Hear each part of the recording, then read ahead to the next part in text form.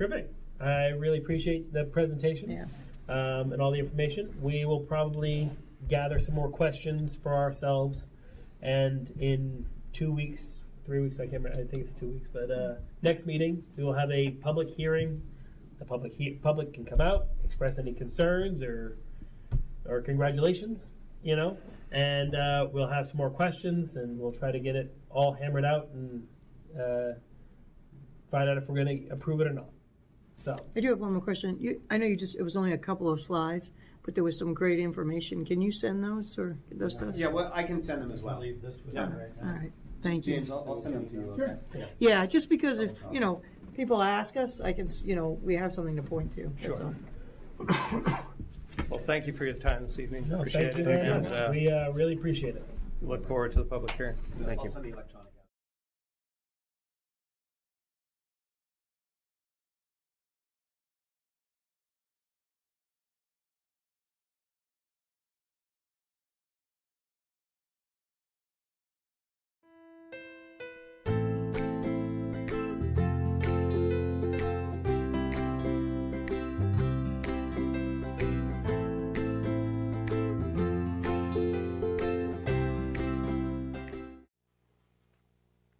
My name is Jeff Pilkington. I was hired by the Berwick Police Department in 1995 as a part-timer. I went full-time in 1996. I graduated the 84th Municipal County Basic Police School in 1997. And I was a former DARE officer and school resource officer. I was promoted to sergeant, I think in 2001. I am one of 2 night shift supervisors. If you've ever seen Night of the Museum, you have an idea of what my job is like. In addition to that, I do crash reconstruction. I investigate serious crashes. I have various administrative responsibilities, mostly stuff that no one else wants to do. If you see me out and about, feel free to say hi.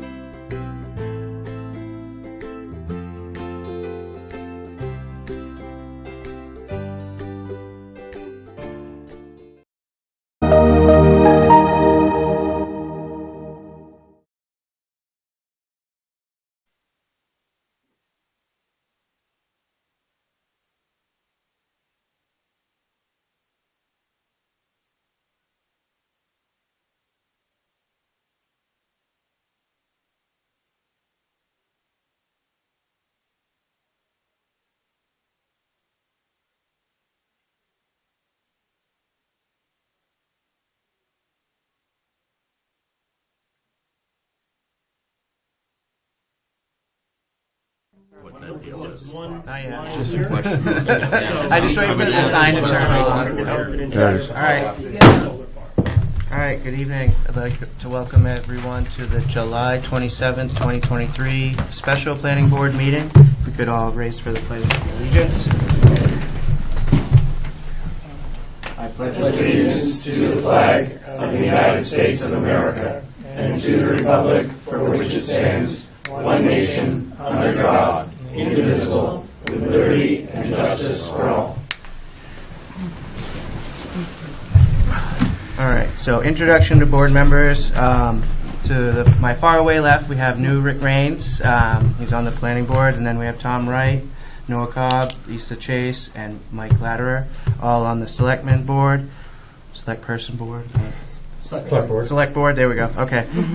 Myself, Michael LaRue. To my right, Jerry Graybill, Paul Amatucci, Don Ganarelli. And then on Zoom, we have Les Bodwell. We have Irish Griffin, our code enforcement officer, and James Bellissimo, our town manager. Okay. I'll open up the first public comment.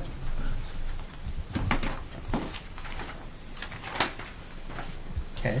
I'll close the first public comment and move on to the workshop. And James has prepared us something to go over.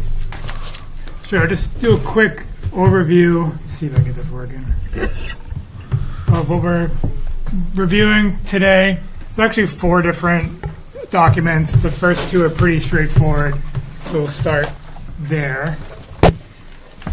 First Amendment, it's a little blurry there, but what it is increasing the base major subdivision fee from $200 to $750. If you look at like our site plan review, it's $1,000. We haven't updated our subdivision fees in probably 15 years. It increases the review escrow fee that we take in a little bit. And what that is that money we take in escrow that gets charged when SMPDC or a third-party engineer reviews that. So it just kind of modernizes us to kind of today's cost, and it's consistent with neighboring communities. So that will be its own separate warrant article, and that's it for subdivision regulation amendments. Number 2, we had Mr. Hurd here.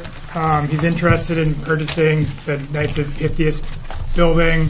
He's been a member there, and it's property just outside the Village Overlay District. It's a request to be added to the district. If you look at the map up there, it's highlighted in yellow. It's able to be added, and essentially what he's looking to do, and he's not allowed to do, is to have a couple apartments there. So by being able to be in the Village Overlay District, he'd be able to do a couple apartments there. What can he do now? One residence, essentially. Okay. It's a little bit of a smaller lot. Right now, it's just a kind of like it's the KP Hall, so it's like a So it's just pretty much sitting there, never being yeah, used. it's pretty much just sitting there right now. So Okay, and he's gonna turn into what? 2, 3, 4 apartments? I think it'd be at least 2 apartments. And then number 3, go over some of the land use ordinance amendments from the last planning board meeting. Met with Pat Bovair to go over some of her concerns. Also met with Jeremy Caston and added in a standalone definition for gas station and added that to the use table. The zones it's allowed in were updated. Right now, as proposed, to be allowed in the R1 and RCI zone. There were some comments that Jerry's concerns brought forward some of Jerry's concerns into these standards. I think Jerry has a few other discussion points before I want to hit on once we get into the workshop. So things that were added in, the fence requirement and the setback. Some of the things that are also changed and probably would be a discussion point are the operating hours. Another part I added was the adding a tank alarm system is required for all underground tanks. Go through the other amendments. The mixed use amendment would allow for, if someone has a residence and wants to add a business in the Village Commercial Zone, Shoreline Commercial Industrial Zone, or Rural Commercial Industrial Zone, this would allow them to do that without needing an extra half of the minimum lot size. So if they had 2 acres, they would need 3 acres total to put a business there. They'd be able to do so with the 2 acres. This is, would encourage some economic development in those commercial zones. The third change are accessory dwelling unit changes. The intention for the changes to the land use table are to be compliant with the new LD 2003 law that's come in. And that's the same for the F there, the accessory dwelling unit do not count as a permit issued toward the growth limit. That's actually main law now. One of the discussion points we had was the minimum size for an accessory apartment. One of the discussions we had was, if the state's allowing 190 as the minimum, why would we restrict it any further? So that's up for consideration, might be a discussion point. This, as it stands, as proposed, would allow for tiny homes as accessory dwelling units. The marijuana amendments, going back to when we first put in marijuana amendments, we had concerns about marijuana cooperatives, about apartment buildings, and people combining their licenses and the type of scale of an operation we would have. I mean, from day one, we had questions about spouses and being able to combine licenses. As it stands now, that would be prohibited. So this amendment would allow up to 2 people co-locating to have a home marijuana-based business. Going back to some of our joint meetings, this, as proposed, would eliminate the cap. We are starting to see the marijuana industry slow down a bit, so this would just allow to see other developments come in. This one, number 6, I think this is pretty good. Solar farms, this was done by a previous planner, and it just kind of got put on the shelf. One thing that was added was requiring a capacity letter from Central Maine Power. It also puts in a cap for solar farms, and I believe it has the same language to revisit it, but it should be, place the cap at an approved number. So we have 4 approved, a 5th on the way. And then Hannah brought forward lighting performance standards. So this would be performance standards that apply town-wide. There's some really great language in there. It's something that we've really needed to spruce up and haven't been able to find the right language, and Hannah brought this forward. I thought it was excellent. And I'll just go right down to the design guides. So the design guidelines were initially adopted by the Planning Board in 2018. They were adopted by the Planning Board essentially as a policy and a supplement to Section 6.4 in the Land Use Ordinance. The goal of bringing this forward today and now is to, make these more of from a guide to more of standards. So what that means is a guide is more of, hey, we want you to do this. Standards are more, you have to do this. And there are provisions in this that it is up to the planning board. You are able to decide what is applicable.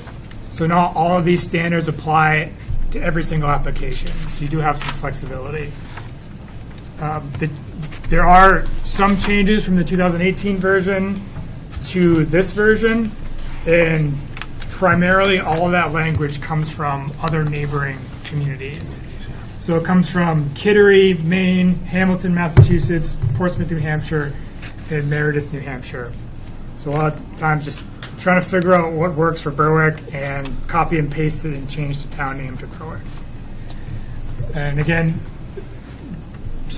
guides to standards, some updates, and having it applied to our corridors of Route 4, 236, and 9. And instead of having the planning board can adopt it as a policy, but to have more teeth, it has more teeth if it's adopted by the town. And this just goes over the purpose to protect, enhance, and perpetuate the town's historic, cultural, and architectural heritage. Part B, the planning board can require some renderings, so to show that the applications are meeting those design criteria. And this applicability, this gives a little bit more oomph to the performance standards, which do have some design elements to it, but it gives you more detail. And the whole point is when an applicant comes in, they know well ahead of time what the planning board is looking for. And at the initial onset, applications are very malleable. So if you get that first cut at it, the further along we are on the same page, the better outcomes we'll have. So this design guidelines covers height, space of buildings, entrances, setbacks, colors, materials, roof shapes, scale, elevations, commercial structures, large-scale structures, service areas and drive-throughs, and parking lots. And it has some pretty pictures of what we want and what we don't want. So that's the overview of why we're here today, and I'll take it back to Mike for the workshop. Okay. Does anyone have any questions or comments to add to this? 100, but you know. A lot of it's very straightforward. I mean, a lot of it's very positive. A couple just questions for clarification. The operating hours for automotive convenience store and gas station. Cumberland Farms is open 24 hours a day, right? Not currently. No, that's because of staffing. No, But that's a staffing change, not a current change. Okay. If we adopt this provision of the land use ordinance, would that become effective for them as well? No, they would be grandfathered in. They'd be grandfathered Because they're in? already here before we adjusted the land use ordinance. Okay. On that same line, though, as I want to, talk about that, is the gas station convenience store operating 6 a.m. to 11 p.m. As somebody that commuted to Boston, Mass. many, many years, is I was stopping for gas at 4:30 in the morning, and I would not have wanted to have to drive to another town. The 6 a.m. start is that's not acceptable to me. Even the second that time, I think just that we're being good neighbors to those that are commuting to the base. There's a 5 a.m. gate entry. So I know myself going in to Kittery at 5 o'clock in the morning, sometimes I'm watching people already trying to fill up the first gas station is open. I think that could be. Does the operating hours, we live in a modern age where people can just go up to gas pumps and put in cards, would that include that ability? Like, the store itself is closed, but people can still ride up and get gas. Would that be considered operating hours? You can split the two. You can. Can I interject on that a little bit? Yeah, so We did quite a bit of research on this gas station issue, and I met with Mike at Cumberland Farms, and he said that at Cumberland Farms they are not allowed to pump gas if there's no attendant there. Right. Now, I don't know. I asked him, I said, well, how is it that other gas stations are allowed to? Like there's the Mape station in North Berwick that there's nobody ever there. And they're 24/7. He didn't really have an answer for me to that. He didn't understand how they were able to pump gas without an attendant, so I don't know if that's a Cumberland I Farms got the issue. answer to that. Maine has a ordinance and a statute. If you're going to have the pumps open, there is 2 pages of guidelines. I'm trying to find them. I have them here in this mess. I have But them that as well. has to be met. Yeah, they have additional. I've been studying Right. my fuel. When I leave this job, I'm going to be a fuel person because the money's Yep. there. They have a whole bunch of other different requirements that they have to meet, certain alarm system right here. setups. There we go. Well, I'll let Jerry take it from here, but it's basically Cumberland Farms doesn't have all of the fail-safes in place that are required for that. Yep. You have to have, like I I said, assumed it. 2 pages of requirements. Yeah, it's very heavy. It's fuel stations are heavily regulated to begin with. Yeah. And that, when they're not attended, is extra. Right. The town has to be involved. There has to be, The town, the state, the testing's more frequent, I their was thinking registration's of- more. Oh, you're cutting up, And- Les. Sorry, can you hear me now? Yep. we got you.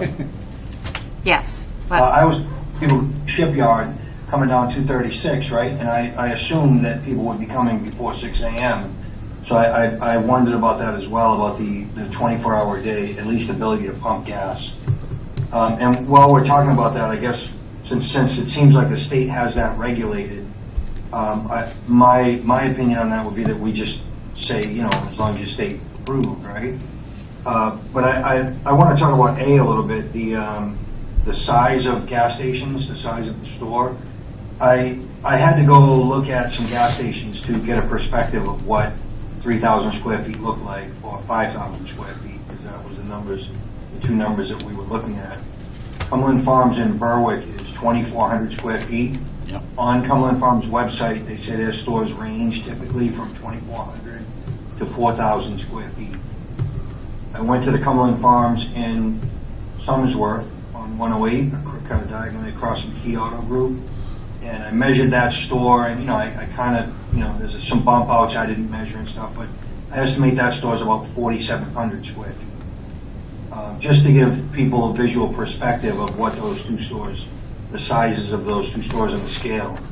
And because my thought was that I understand in, School Street, right, the R1 district, the Village district, or R1 district, we wouldn't want a monster 5,000 square foot gas station on School Street. I totally see that. But I'm thinking on 236, would it be horrible? I mean, you have Kind Farms; those are big buildings. You have Mick Construction. You have a lot of businesses there that would match the scale of a 4,000 or 5,000 square foot store if somebody chose to go that route. And I don't have a strong opinion one way or the other, but I just thought it was worth considering that maybe in RCI it's one number and in R1 it's a different number. Where did the 3,000 square feet come from? That came from me, because I don't want a monster of a gas station right there. And if you look at the guidelines, the way it's put out, for a convenience store type situation, they recommend 1,500 to 2,500 square feet. So that's what this is supposed to be. Why would we want something bigger than that? It's just going to turn into a nightmare. Yeah, I agree, and I think for the sake of this guideline, maybe we ought to do 2,500 square feet. Larger sizes will be entertained as exception items by the planning board. Conditional. Like 3,000 or 2,500 is like the standard, and then up to 5,000 on a conditional basis. Correct, Something depending like on the location and that sort of thing. James, is that And legal? I can bring it forward, see how it goes. Well, I mean, even See if how we can did write it as like the R1 zone has a smaller overlay, like the smaller number, and then the RCI zone could have the bigger number. I mean, that seems, if Route 4 and stuff like that, like Les said, I mean, they have a lot of matched buildings that are pretty big. Yeah, I see the Kind Farms is 2,000 Per building. per building. Yeah, Yep, per right. building. And they have up to 30 cars in there at a time sometimes. So you got a gas station next door with that many, the availability for that much more. Look at all the traffic you're congesting right there next to each other. I can bring that forward to our attorney and see how we can massage it and get it ready for next week. Yeah, I think to me, and I said this in the beginning, and I think someone just echoed it, is that the simplest way that makes sense to me is to put one limit in R1 and a different limit in RCI, and we do that in all zones for many things already. Right. Yeah, so I mean, I guess that was just really all my thing. I don't know if it made it in here. I made notes, but I may have missed it. One of the other things, maybe it was just an email, the notes was talked about having to do a DEP or a DOT traffic study. And I don't think that is something that we should have in our land use ordinance, because it may not be on, so I may be talking. Well, any of these stores we're talking about, whether it's Route 4, 236, or Route 9 would be, the state would have to be involved in any traffic study anyway. Correct. That was my point, Tom. Yeah. Is that, you got to get a DOT entrance permit anyway. So, us regulating them to telling them that they got to get a DOT traffic study, it's, DOT's already has that regulated. And they will be, they're required for a traffic movement permit, which is the highest level of review with DOT, and they're going to have to implement the traffic study concept. So that was all integrated. So that's part of what they're going to be required to do for their turn lane. Right, by the DOT, right? By the DOT, yep. I was just thinking that, one of the things that, having been to the planning board numerous times and sitting on the planning board for one night, an extremely long night, anytime we can eliminate duplicity, I think is a benefit. It makes our job easier and cleaner.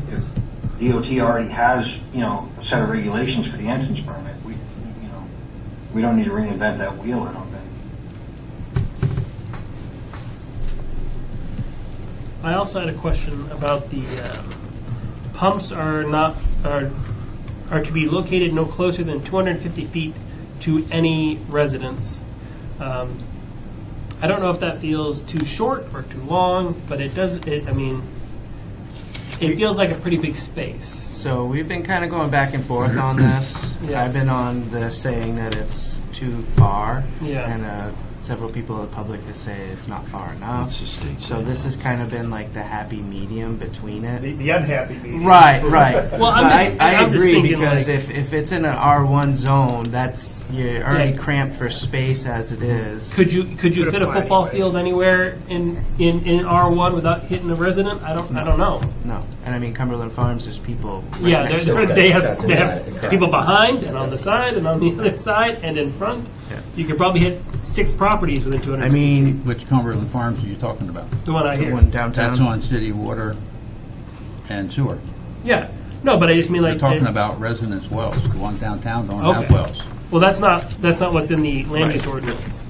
It just says pumps are to be located no closer than 250 feet to any residence. It doesn't say It doesn't say if one. a well. Or, I was going to say, this wasn't copied down right because it Yeah. said from a residential well. okay, so And the guidelines that I found said 500 feet minimum.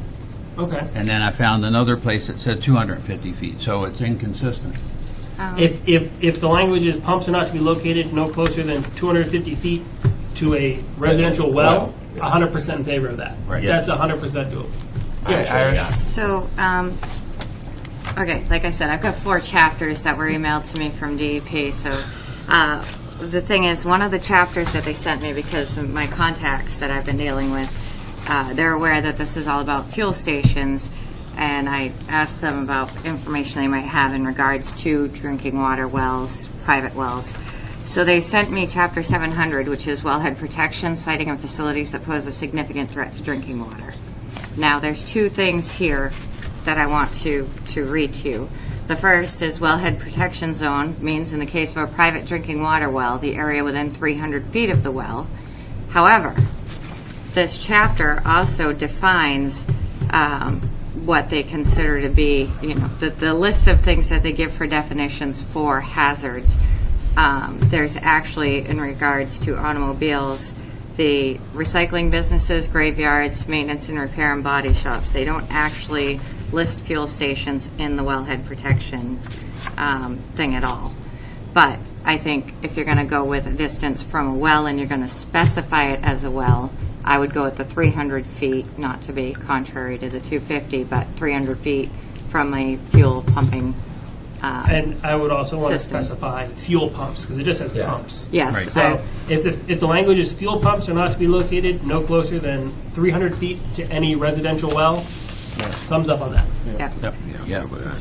Fuel pumps within so 300 Let's amend feet. that. Yep. Within 300 feet of a private drinking water well. Yep. Or- That sounds.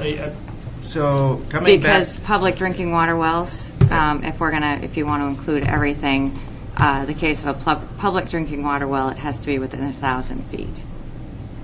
It can't be within 1,000 feet, rather, not has to be. Can't be within 1,000 feet of a public drinking water well. So if it's an individual house, 300 feet. If it's a public well, 1,000 feet. And I know that South Berwick does have an aquifer across Route 4 from there, so we might want to add that verbiage as well. That sounds great. Because my well, Paul's well, and all the other wells right around, they're all monitored by the South Berwick Water Company.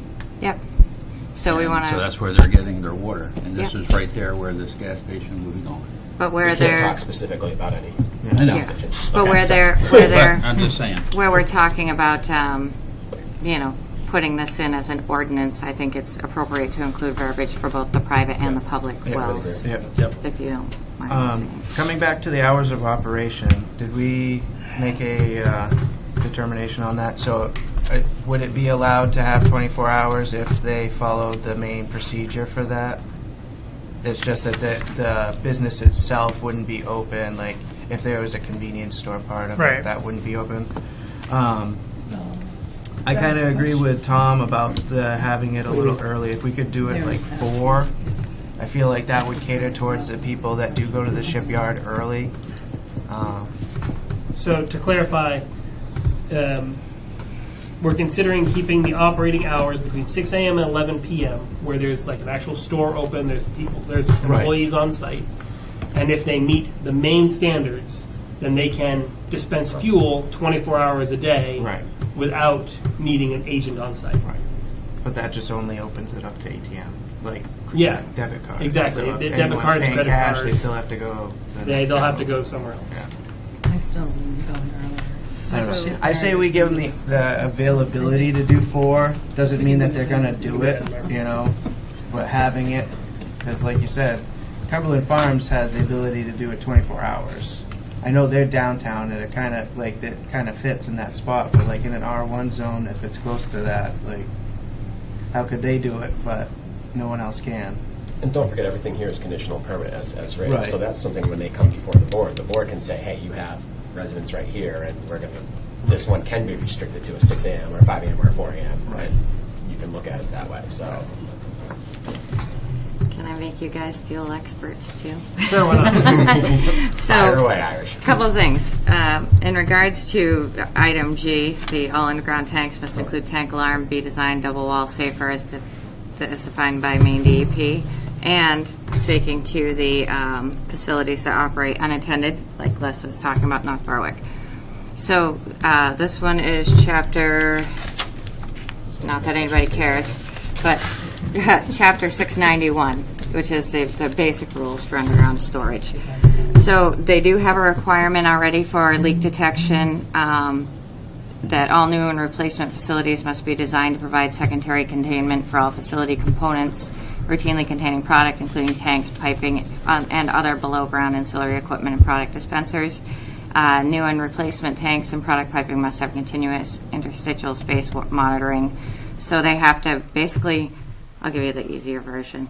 Any new tanks that are installed are already required by the state to have, they have to be double walled. They have to have a space in between with a sensor that has a minimal capacity of 50 gallons for each tank fill that they can provide, and monitors for that. And as far as overnight unattended fuel systems, if a facility operates unattended at any time, then the dispenser sump sensors must shut down all submersible pumps, which is what I believe Cumberland Farms is missing to answer your question, Les. So basically they already have G covered, and they actually have stricter standards than what we have in here, so just a little reassurance. Perfect. But we, I don't know if you guys wanted to add any additional verbiage to the ordinance in regards to that, but that's the short version. There's a whole lot. No, and that was actually going to be my question to go back to Les. Is G even something that we need to have in there just for redundancy with the DEP? If we're just if we're following what their guidance is, obviously they could put something even in safer, and we're not even there. The reason I brought that up, and I guess they put it in here, is I deal with this a lot in what I do. Yep. And if the alarm goes off, somebody has to respond to that alarm within X amount of minutes. Where that would be located, who's going to respond in that amount of time, and all that. So this is kind of what goes along with this, especially if it's not going to be manned after hours. No, it is in there that they have to have those double wall systems. Oh, yeah.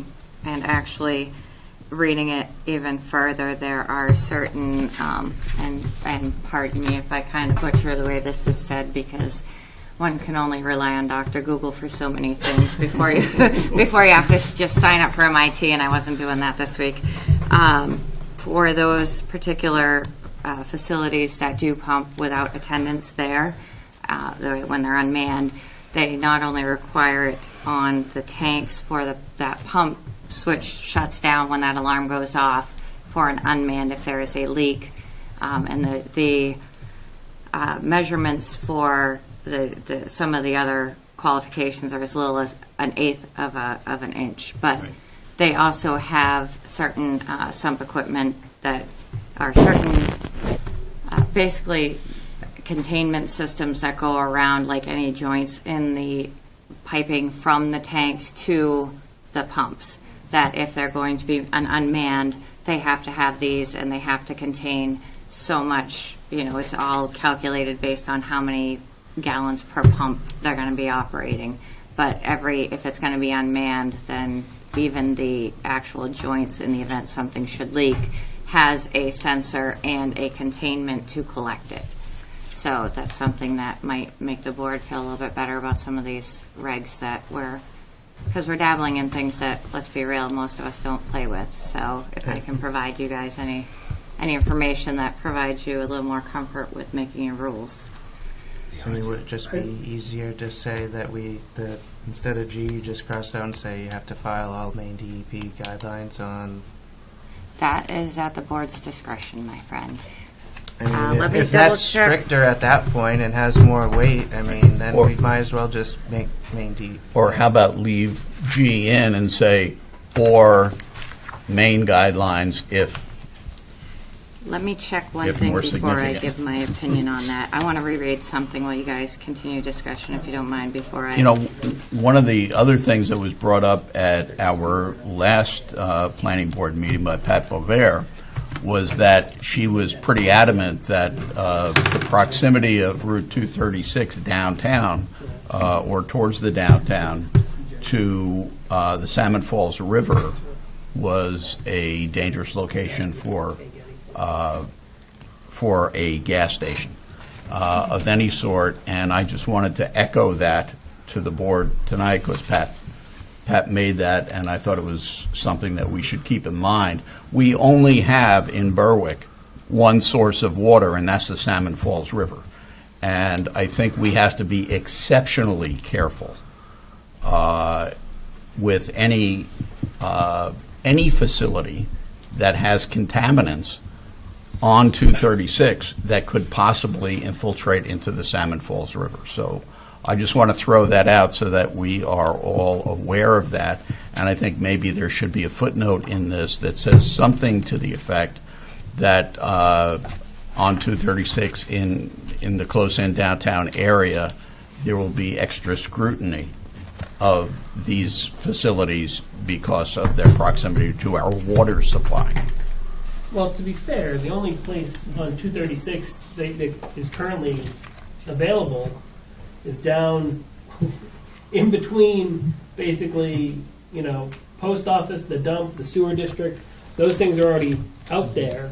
Right. Can't think of anything more contaminated than a sewer district that pumps right back into that river there. So. No, they're very clean. Actually, they do a nice job. Well, they are. Their and again, standards are high. Their standards are higher than the river water. That's true. and the dump is right there. Transfer station. Transfer station. I get yelled at for that. Well, also, Gateway Gas is right next to Yeah, exactly. They're right next to the prison.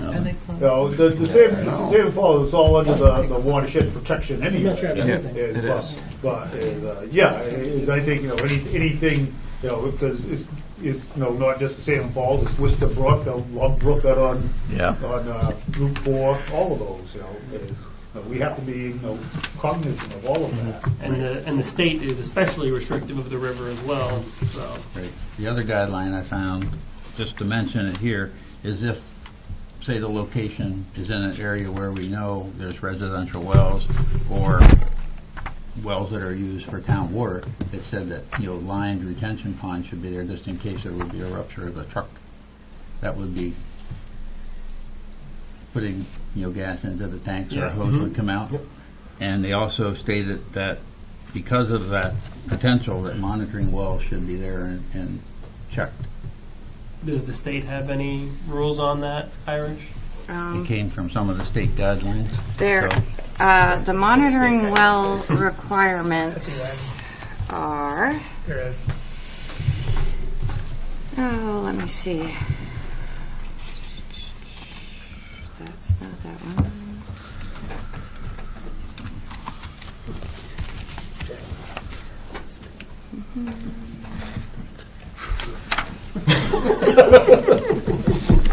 My suspicion would be that the state would also have some pretty stringent Yeah, I will look for that. Les is right. I They think do it's great have. if it's not part of the state guideline, you know. Right. I'd like to just ask a couple more questions about it. I wasn't involved, as you guys were, obviously, but it says, the automotive convenience stores shall not be affiliated with automotive repair facilities. Where does that come from? That was something that when Lee J developed it, that I guess it's just to have the gas station, as it's separating the two from making them two distinct I was just uses. wondering where it came from. It seemed kind of different to me, but. I'm assuming, an automotive convenience store, we're talking about Cumberland Farms and Irvin and all that stuff, where the automotive repair facilities would be the Midas or the Meinekes and that type of Yeah, thing. or a Jiffy Lube or something like that. And I think that was, the goal was not to take a gas and convenience store and then put a Jiffy Lube on this side and a Midas on the other side, and all of a sudden, we had this big, huge So, big thing. plaza. Got it. Yeah. And on the section H is the parking. Is those parking spaces, no more parking spaces than required under the ordinance. But then it says no filling station locations shall be counted towards the required parking requirements. Where did that come from? That's something from Lee J, I think, right? Yeah, I think that was Lee J, yeah. I think the purpose behind that is to minimize the asphalt as much as possible. Well, what we're talking about, kind of the layout here, in I, we talk about, and every new gas station and convenience store has to have 3 EV charging stations. And I'm wondering why we are making a business decision for a business owner. If they want them, they can put them in. If they don't want them, and they think that it's going to cost a lot of money and I'm not going to get much for it, I mean, isn't it the business owner's decision whether they want EV or not? And if they don't, then they're going to lose that business. And if they think they can get it, then I would agree they'll with do Paul. it. It's like telling them they have to have air or they have to have water available or something like that. Yeah, I just don't see why we should do that. I know it least not sounds make it nice, mandatory. it sounds environmentally nice, but I think it's the business owner's choice and not ours. I had that one marked also. I had a question mark next to it too. So. As I said, I see that more and more stations are going to start offering these. I think encouraging that's great. Yeah. I'm not really familiar with the EV charging, but they have the long-term charges and the quick charges, correct? And so we have 3 charging stations, and it's not the quick charges. Those cars going to be parked there for an hour, taking up 3 parking spots. Exactly. Customers want to come in and out. Longer. Yeah. So Yeah, so- I think it's a great idea. I think, as I said, I think more and more you're going to be seeing. I think actually you probably start seeing those separate charging stations. Well, that's my thought, is that if you force a automotive convenience store, not even gas station, but automotive convenience store is what the specification is. If you make them have EV charging, when they don't want it, you're adding cost to their business. But if they don't want it and somebody else does, then they can start their own business down the street. They don't have to worry about most of this stuff because they're no longer a gas station; they're an EV charging station, and half of these regulations go away. No regulation coming up. You guys get to work again. So half these fuel-based concerns go away, and then you're just left with an automotive, convenience store sounds with like EV another charging. workshop. So that's a separate business, and we shouldn't be making another. I mean, I support electric vehicles as much as anybody who doesn't have one yet can, but it's. I agree, no. Yeah. That requirement's already out there. If you adopt the IECC 2021 code, it requires all new buildings to have X number of charging stations. UNE just went through it with their new facility in Portland, and I'm working on it. They have to have a charging station for every parking spot out there, whether it's used or not. But the infrastructure has to be put there. So there are requirements. Which coming. code did you say? The 2021 IECC? IECC? 2021. Yep. Yeah, Mubeck hasn't switched to the 2021 I know, code but Portland yet. and surrounding areas have, and they're enforcing it. But we haven't, the town would have to vote to move to 2021 or wait for MUBEC to update, which would probably be another 6 months. But once that comes into play anyways, then once the 2021 codes come into play, then they're required to do that anyways under the code, because I won't be able to give them a building permit if they don't present that. So It's out there coming. So again, it kind of just goes back to redundancy, because it's, So we can take this up for now, and when we're ready to accept those codes, then it'll become part of the policy. it'll become part of the code naturally by nature of the beast, because the town of Berwick adopted MUBEC. yeah, so it's not Berwick saying you have to do this, it's just what you It'll gotta be the do. state. So, hey, we want you to be here, you It's gotta the do entire, it. it's the entire state. If you want to, Yeah. once that's Right. adopted, anybody who's adopted MUBEC in the state, which is most of your over 4,000 populations. So far, it sounds like the state's running the workshop here. They Well, have- and Well, you know, we like that. Yeah. They have a heavy hand in it. So, well, speaking of the state running the workshop, there was a traffic study done, which was pretty significant. And I don't know who paid for that, but The state did it. Oh, the one you We, sent us. I don't think it was the state. One you We sent. paid about 10% of it, but it was by our MPO, which is SMPDC. It's a subsidiary. It's called CAX, Kittery Area Comprehensive Transportation System. So it was part of a grant we got to do that study. And it was pretty comprehensive and had, a lot of good ideas in it.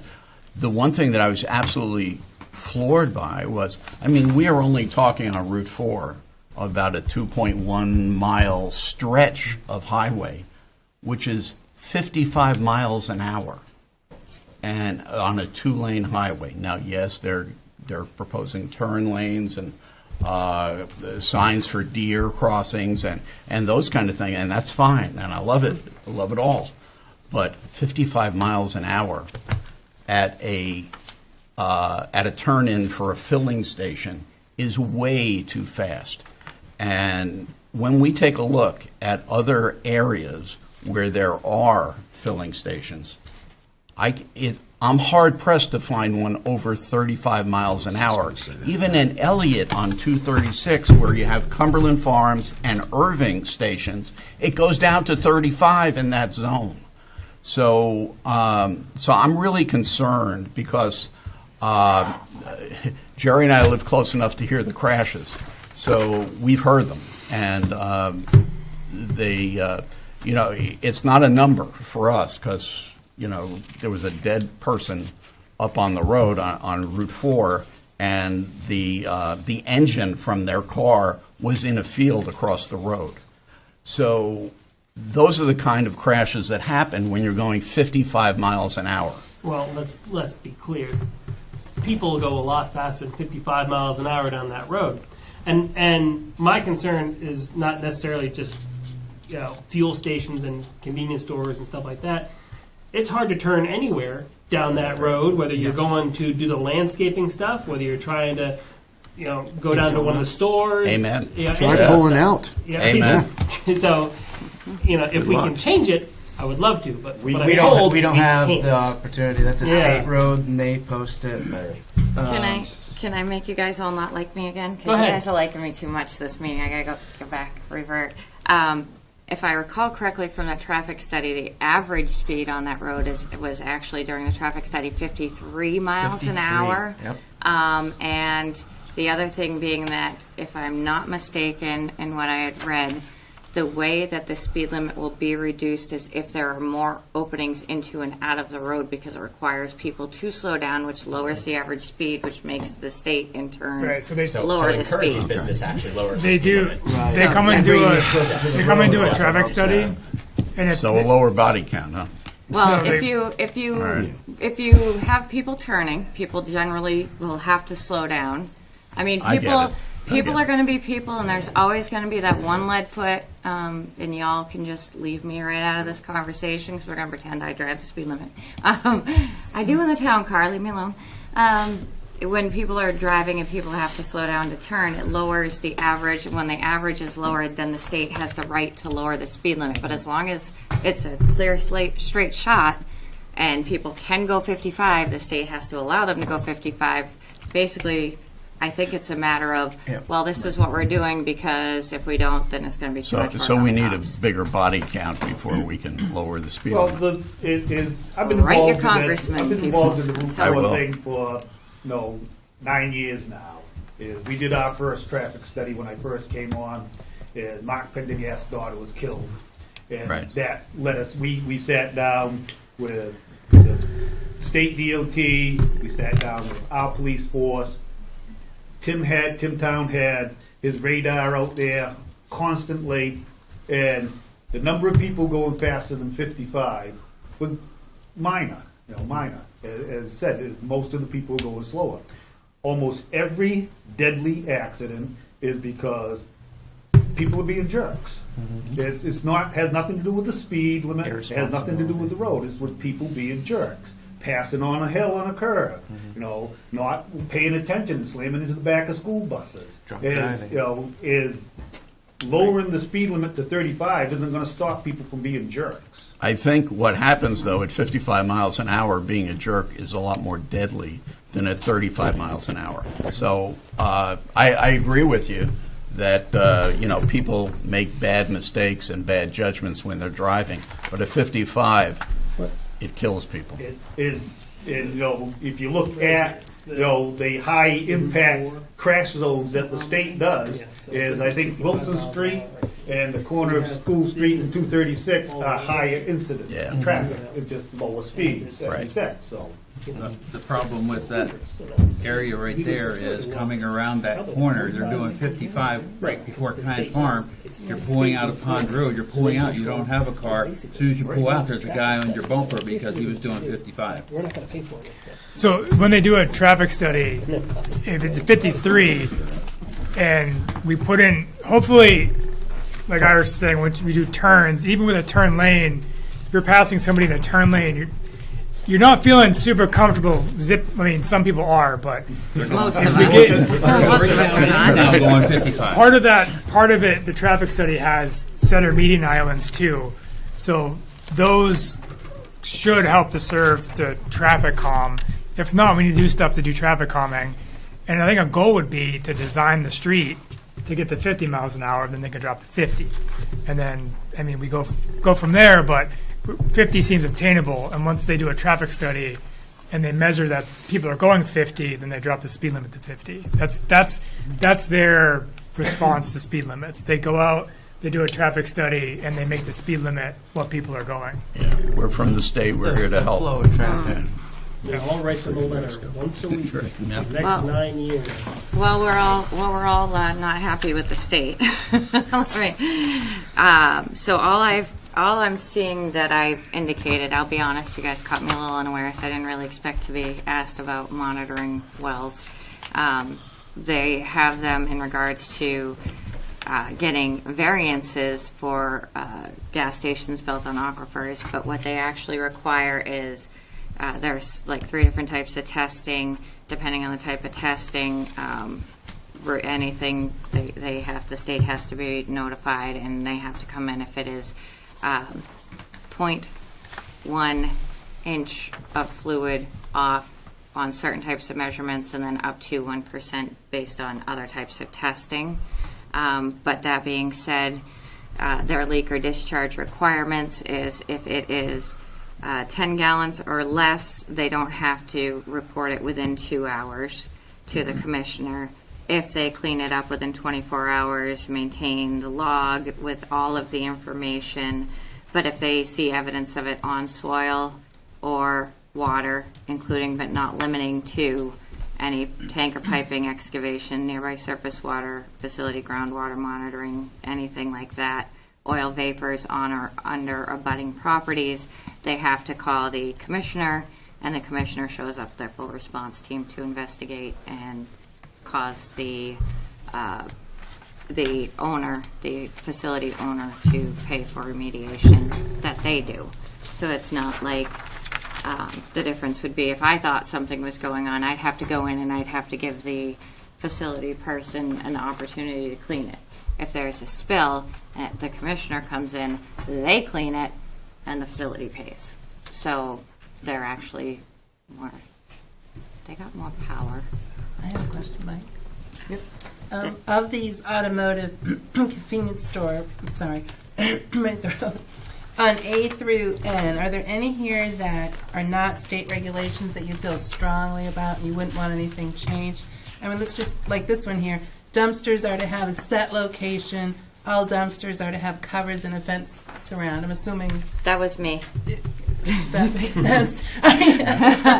Because everybody wants them screened, and I can't enforce the screening if they don't have a set location. So, like, are there any here that you would not want anything changed? Have people come to you with concerns, or some of these you have to wonder where they came from? So that's why. I'm Well, asking. most of them came from the public comment on Okay. how these things should be. We've had Jeremy come in several times and Pat Bovair with Paul several times. Some of it, like the lighting. Okay, lighting. So D. Yep, canopy lighting. That's also in our lighting ordinance. Yeah, that's already. That new lighting already. Yeah. So D is a strong public one. Is there any others that are Well, strong public? On B, when Lee J wrote this, he put down the 3 sides of the property shall be screened. But if you read the guidelines, it says if there's a residence, it should be a solid wall, not trees, because the person's there. You don't want the lights all going into their property. Just like if you look over at the ATM on Route 4. Okay. They did not have that fence up, and every car that came through that ATM, their light shined into ours. We called Northeast Federal Credit Union, told them, the guy came out, looked at it, and they put the fence up the next week. Okay. So it should be 4. It should be solid. Maybe, yeah. All right. Probably. And so that's B is another strong one. So then the question. Yeah, Is there the another? screening, we can, as a planning board, we can kind of Condition direct that and Right. condition that on per case. I mean, having it on the 3 sides is probably good. Depending on where they are, it could depend on the type of screening. Right. Okay, so there are no others that are strongly, so, you know. It says when abutting a residence, a fence of at least 5 feet in height is required, in addition to the screening. B subsection A. Oh, okay. Hopefully not chain link. Solid. Well, should we just add that when abutting to a residence, a solid fence? Yeah, just put the word solid. The word Yeah. solid. Yeah. Yeah. That's all it needs to be. They implied, like a cinder block wall type fence, solid. Something. Not a picket fence. Not a picket Yeah. fence. Or plexiglass, or Or just run some, chicken wire around it, Yeah. Yep. I vote for the bright orange snow fence. And- Can we do that? Everybody loves that on their The property, question came right? up about M, about the My dumpsters favorite. and the screening. That's a town ordinance. All dumpsters are supposed to be screened. Yeah. But I'm the one Yeah, that but wanted the set I just put it for location. the set location, I which wanted I the think set makes a lot of location sense. Right. because then it's if on the if they have a plans. set location where it can require them, it's easier to require screening on a set location than it is to say, well, okay, but they dropped my dumpster over here this week and then my dumpster over there next week. Right. If it has a set location, it allows for us to be, the board, gives the board a little bit easier means as to dictate what they want for, I shouldn't say dictate, suggest what they want for screening. Gives me something on the site plan that I can fall back on that says your dumpster is supposed to be here and you agreed to this type of surround and now you're not maintaining it, so fix it. Basically is why it's like that. Because a lot of these, the ordinance requires dumpsters to have a surround, but it's really hard for me to get some teeth into it and enforce that without knowing where it's supposed to be. Okay. So, but if you guys want to shake that, I'll keep fighting with people when they wiggle them around. I don't care. No, it's totally fine. You guys pay me to do whatever you want me to do. No, I think that's an easy fix. My I'd rather and you it holds doing a- more important things than fighting about dumpsters. And I know. I think, Phew. like Mike said, you guys are good at whenever there's a plan in front of you, asking where that dumpster is going to be anyways. I think this just holds it right there. You know, Just so tells them in advance they Right. need to mark it on the Right. spot. It needs to be that on the marks plan so spot. we can expect it to be there. I have a And question. then- I have a question on letter A. Do we have a definition for how tall one story is in the land use ordinance? A number?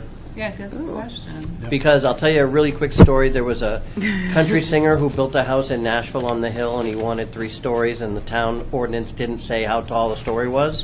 So he presented a plan with like 20-foot stories and with 3 of them, and they had to let him do it. And the very next moment after they approved it, they said, I introduce a motion to have a story defined as 10 feet, blah, blah, blah. Because if it's not defined, somebody could build 1 story 100 feet tall.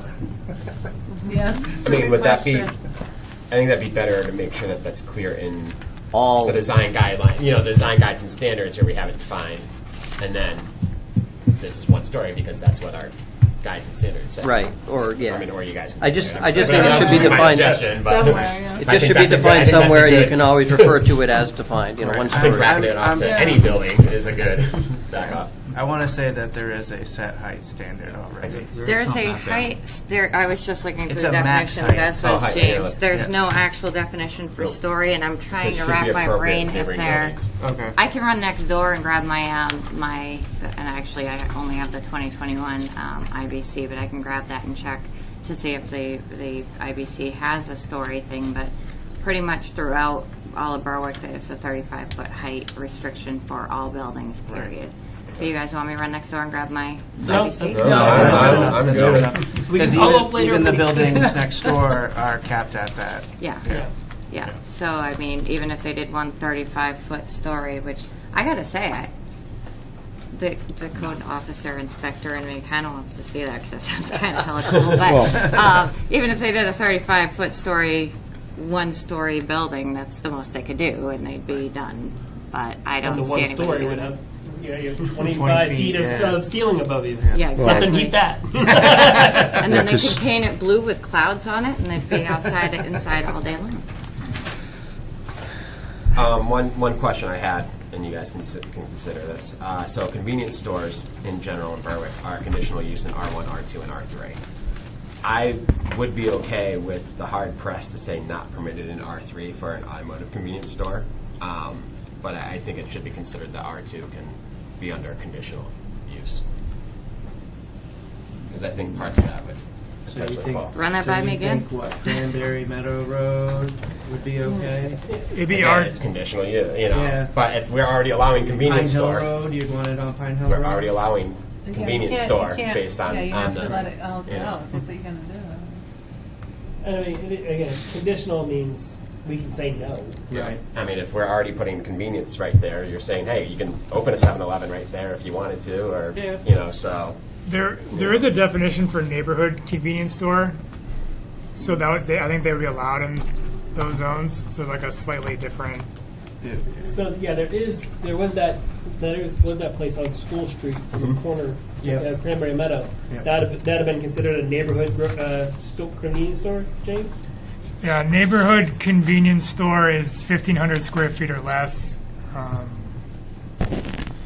And again, that allows, there's your EV charging station if that's what they want to And- open. You know, I mean, that's all it wants to So be, we- and you want to have somebody be, and like I said, it's conditional. Like I said, I totally, so we do- the hard press no in R3, And I those just think are- it'd be something to consider. That's a separate definition. So neighborhood convenience store is allowed in almost every zone. Yeah.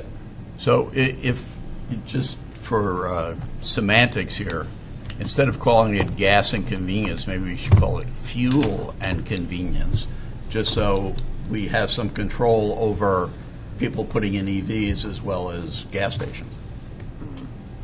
Well, I say we keep it the same because if we have that delineation between the electric vehicles, there's not going to be any spilled gas. I mean, And that's EVs, basically the major concern with this. So if we keep it split, I mean, was to say that someone, like you said, opens a convenience store in an R2 and just has 5 parking spots that you can come charge your electric vehicle in, that's not, they shouldn't have to adhere to all these standards for a fuel station. I mean, other than maybe we should add something separately so that at least they have the power to go to That it. can be your project for this coming Yeah. year. Write a standard for that. Write a whole standard for the possibility of incoming EVs charging stations. Actually, I'm going to make note of that because that's one of the things that one of my 50 winter project list is growing. Only is 50? Well, it's I stopped it's counting adding at more and more. 50. Yeah. I stopped counting at 50, but There's a doom pile. I'll see about adding some. I do have a doom pile and a doom bag and a doom box, but we're not talking about that today, Noah. Stay out of my office. So I will add that to the list when we do the for the land use updates that I want to look at and propose to James to propose to you guys for next year. Because I have to say, there's a part of me, having done code enforcement, knowing what it costs for the electric charging stations to be put in on a residence, that thinks that you're Can we definitely add right them in at keeping it up. the solar arrays? Actually, that would be pretty handy. Look, Then you so get we need solar to put charging. the solar over the parking for the EVs with the charging stations, and then they're in the shade, and life is good. But no, I mean, there's a lot of people that would probably do solar EV. No, now you're going to be saying solar vehicles, electric vehicles, but don't have the finances with which to wire their homes with that, or don't want to take that risk. That would probably use a neighborhood charging station. So. That's probably a good money racket. Maybe that would be my next little. No, Paul and I have been talking about that already. You got it covered. You got it covered? Yeah, All right. the Italians are Yeah. what's going to work. It's Italian. So, Anything else on the fuel station before I close my 4 chapters? I just want to go back to the time again, that we should at least put, if it's going to be, if the pump's going to be open, we're still going to allow it to be 24 hours if it goes by the main regulations. Because right now, if you're just reading it, like, it just sounds like it's only going to be open between 6 a.m. and 11 p.m. So what you're proposing is Just like add the it- convenience store hours to be Right. fuel stations to be 24, If- can be 24 hours provided all state things are met. Yes. Is that what you're saying? Right, exactly. That way, the word's in there, So we leave it at 6. instead of just saying 6 to 11, because that can be interpreted in different ways. 4 to 11. Yeah, 4 to 11.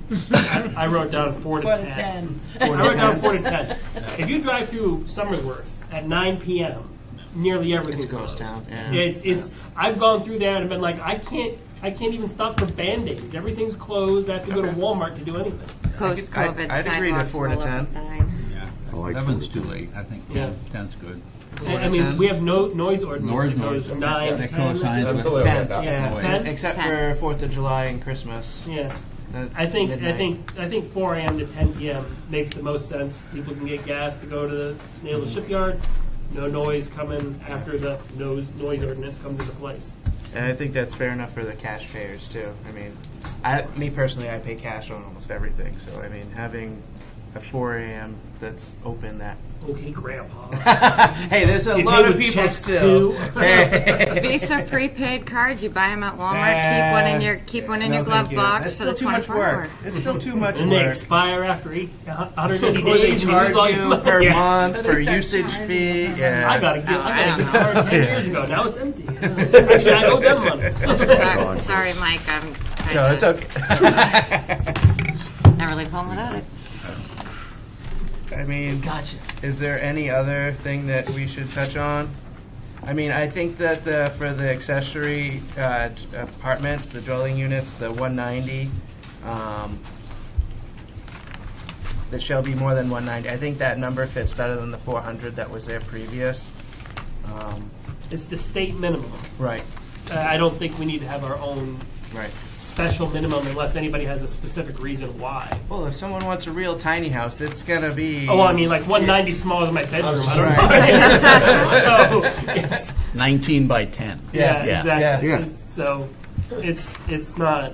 I mean, that's still pretty But big it's for an a tiny ADU. home. Yeah. But it's an ADU, accessory Yeah, exactly. dwelling unit, yeah. Right. So. All right, Put one marijuana. in the spare lot. The other one I had in solar farms was just cleaning up after. Yeah. Just, what is the cap? And it's got November, Yes. no date of 2020. I think just cleaning up that verbiage on that line. Right. And should it be 2022 or 2023. Yeah. Okay. yeah. 23. Make So, it November- November 30th. Yeah.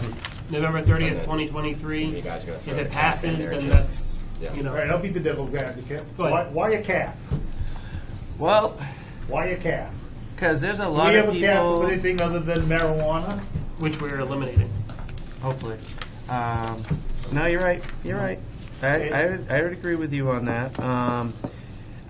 What it really comes down to right now is the power stations. CMP, if we add another big solar array, they're going to have to pay to update the grid, basically. We're almost at capacity for solar farms as it is. But that's where the capacity letter comes into play, right? Right, and that's why we Yes. have a capacity letter it's saying kind that of slow CMP can handle it. Well, here's, I mean, here's we're the- it's kind of restricting it right there at that point. That's natural restriction. Right. But here's my question: could somebody, in theory, build a solar farm, and without the capacity letter, and just have it sit idle? Not turn it on? Yeah, Yeah, exactly. does that work? Like outside the cap? Is that Well, they'd have to come here to get a conditional use permit for it. Yeah. So, So- I mean, Even just to put it there? oh yeah, Yeah. oh yeah. Okay. So If it's over what, 2 megawatts or something like that, that has to go to the planning Half a board to megawatt. get a half a megawatt. So yeah. this cap would stop them from even getting a conditional use. To be able to Right. You know, even if they did have a capacity letter. Yeah. All right. I'm not in favor of using all our farmland for solar Right. and Right. things like that. No. But again, it boils down to talking about the cannabis stores originally. Is we need to put a permit, we need to put a cap on them. And I made that argument. Is what about breweries? Are there too many breweries for Berwick? If we had 4 more breweries want to move to Berwick, would we want to put a cap on the number of breweries?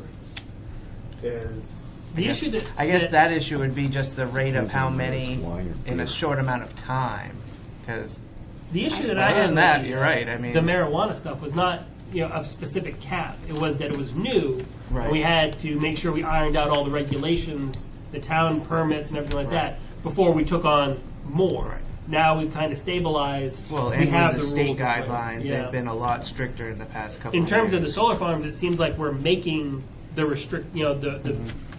the conditions now, and that the capacity letter would be the natural cap. Yeah, I think as far as solar farms are concerned, I have somewhat of an aversion to them ever since the one on 236 off Pigtail went in, which is so visible right from the road. Also, if you go into Wells on 9B, Yep. there's one there that is god awful. It's terrible. And so I don't want the solar farms to become a blight on our community, so that people driving through says, "Oh yeah, I was at Berwick. They got so many solar farms there." We heard the same thing about cannabis. Okay. We heard the same thing about Yeah, cannabis. but a cannabis store, look at Kind Farm, and it looks pretty darn nice. You wouldn't In even know fact, what it is from the my outside. neighbor walked over there around Christmas the first time it opened, trying to buy a Christmas tree. Thinking it was a because got it. she thought it was I a bet farm you got store. a very good Christmas. So yeah, she smokes crazy A little stuff. flower. But marijuana Christmas tree. but the fact is, a solar farm is never attractive. I mean, you can't. There's nothing you can do to a solar farm to make that eye appealing. It depends on your. I don't perception. care for it, but I don't find it appalling. So, But Tom, we I also don't have- find it any more appalling than the power lines going down the road. I think that comes down to more screening. Well, that's Which what that's that's in what there C was- is. I think Solar where farms it shall goes be screened from continuous and fields. how it's screened and non-visible from major roads, I think, is important. I think Those have that's been more standards that important. we've been adding Yeah, after well, I every understand solar all farm of that that, comes in. Right. but No, I the agree with you. cap. I'd agree with you Yeah, on and that. here's- That's my, and Jeremy's going to hate me when I say this, but if a landowner has a piece of land, Yep. and we already put a lot of restrictions on it, I think that a solar farm is more pleasing to me than going up off of Old Route 4 and seeing all those houses going in the field there. I find that disgusting. I don't hate that. I'm with you. Those are the things, Right. Trying to keep the town with that rural feel. Something like that, like the houses off of Old Route 4, they should have been made to do a cluster development and have the rest of that land available for farming. you know, and, you know, So, it- I think what Tom's trying to say is, you know, we're getting into perception, whether it's a housing development or it's, you know, I mean, some people don't like how the edge looks. I think it looks great, but some people aren't happy with that design. Some people aren't going to be happy with solar panels because, you know, either conspiracy theories or they just don't like how it looks or whatever. And, you know, and some people don't like the marijuana stores. I heard people say they don't want tattoo parlors in town because they don't want to see it and stuff like that. And to me, I think same as Tom, like, if you don't want to see a tattoo parlor there, buy the store and then don't put a tattoo parlor there. But I think the screening is the most important part of this right here. Is that if you're screening it, a continuous landscape, 6 feet in height. I mean, that place out on Wells, I agree, doesn't look great because it's just a big pit of solar panels. With all due respect to both boards, I was working in Wells when that was put in, and you realize there was literally nothing else they could do with that because we had to stop their work several times because there was nothing but trash. So just play nice with Irish tonight. I'm not mad that they do it. might not I just look don't think great. it looks nice. It should have had more screening, yes, but there was really nothing else they could have done with the land. Just saying. But yes, I agree. It should have been You know, if screened they better. put a row of evergreens in front of the road, you'd never even know it was there. And that's what it is. That should have been a requirement. And it might take 5 to 10 years for them to get there, but I mean, even at that. or a privacy fence. Right. Either which way. You But wouldn't even know it's there. between the screening and the capacity letter for Central Maine Power, I mean, that basically holds them as it is, because the power station, from what we've heard, the power station can't really take another No, one. I had a client who wanted to put a power station or a solar That's what we're farm talking about. in Lebanon. Right. And CMP basically said, no, we just can't fit it out there anymore. It's going to You know, cost millions. they're like, we have to update everything, and it's like, that's not happening anytime soon. Yeah. And I'm not sure who asked the question because we've all been talking, but whoever asked the question of would it prevent them from building it and not hooking on? Yeah. Was that you? Yeah.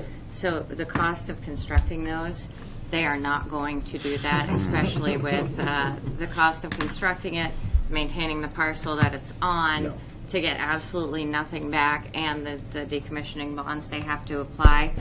There's no place that, even without that letter, there's nobody that's going to put that in. I mean, So- Elon Musk is pretty crazy. Okay, outside of Captain Tesla. Do we need F at all? I personally don't think so. I don't think so either. Okay, so we James, line you F wanna out. weigh in on that one? No. That's fine. You mind any business? I, Les, which do will you have become any H, opinion on is that? now- is- Seeing how you're is the on national Zoom? cap. Yeah. I'm good at that. I'm sorry. Hey, can I cut in here for a minute? Yes, I really please. I have my daughter tonight, and I really need to go. Okay. Do you have anything to weigh in on before you go? No, I'm not going to comment on this. I think you answered the thing that I would say, and I'm sure most of you know that the solar farm on 236 is my solar farm. So I didn't know that. Surprise. I didn't know it. I don't disagree though with everything everybody said, and I think I heard that the one in Wells was built on basically a dump, and so I think that's a good use for it. I'm a fan of solar panels, but I agree also that now that mine's built, I agree that we. Yeah.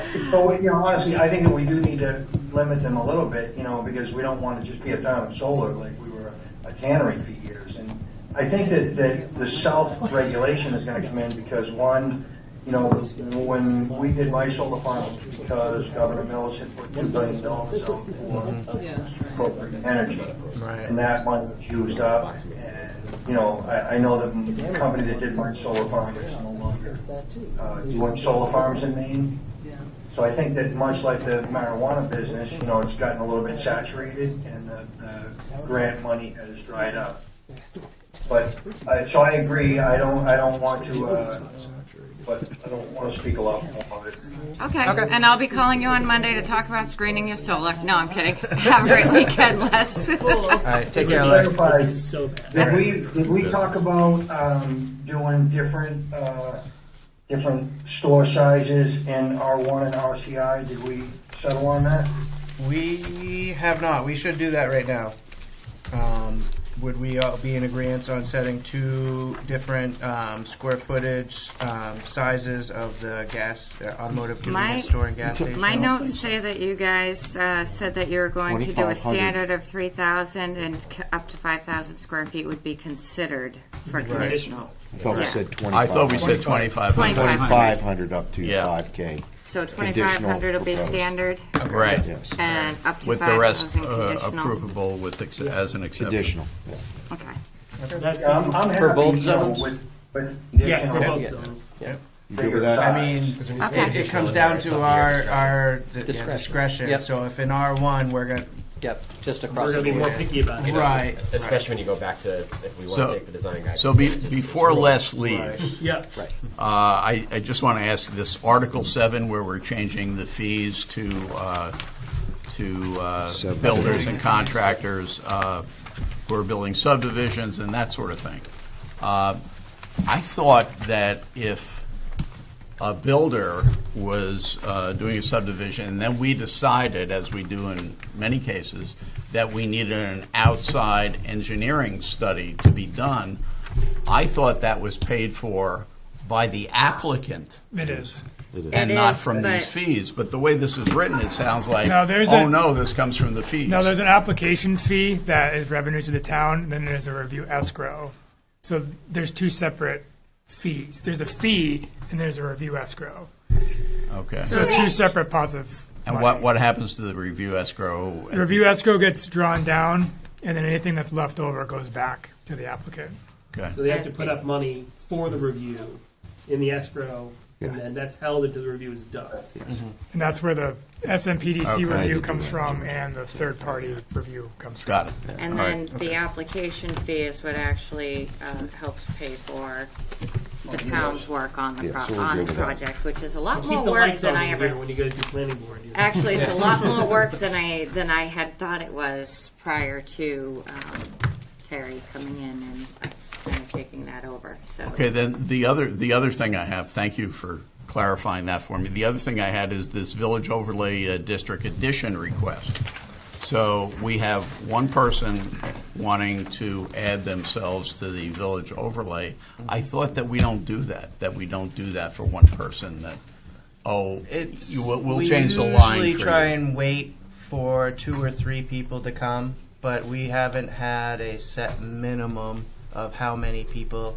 It's usually when someone comes in and says they want to be added to it, as long as they're abutting that line, we usually just bring that to vote. Yeah, I really don't have a problem with that, but I just thought that we weren't doing it for an individual per se, Yeah. that we did it for kind well, of a community. technically, I think it's for an organization, if that makes you feel any better. And it will actually make certain aspects of my life a little bit easier in my job, if that. Because then it's under the Village Overlay standards. So, And I can Yeah. handle a few things that are happening. well, then on the they have property to that go way. by the guidelines and standards. That's right. Where in the other zone they don't. And so Irish has they're a a lot few- more stringent on Yes. what things are supposed to look like and keep And on. Irish has a few things she needs to talk to them Right. about already, and that So would just adding be, them isn't necessarily a bad thing. A question on that, since it's brought up. If we're gonna move the line for that one lot, should we move it around the whole area there? He's Instead playing of Sim just, City here. He wants to know if he wants to That's keep exactly. it. I think I said at the mic when you said it earlier when I asked about it. Why not just go to Bell's? that was your knee-jerk reaction. It might, Is that what you said, it Les? might really be worth Just go to the Bell. proposing it for the entire, like anything That that's in block, that's the right there. village commercial zone Yeah, to be VC in the zone. village Because overlay There's 5 district. lots. because next year somebody. Looks like may come 5 along- properties. There's Right. 5 lots right there. Well, no, if you okay, just wait a go right minute. here. Well, they're saying this whole We area. we have 2 proposals on the table between the board and the town manager. One, which is that neighborhood of 5 lots. The other, which is the entire VC.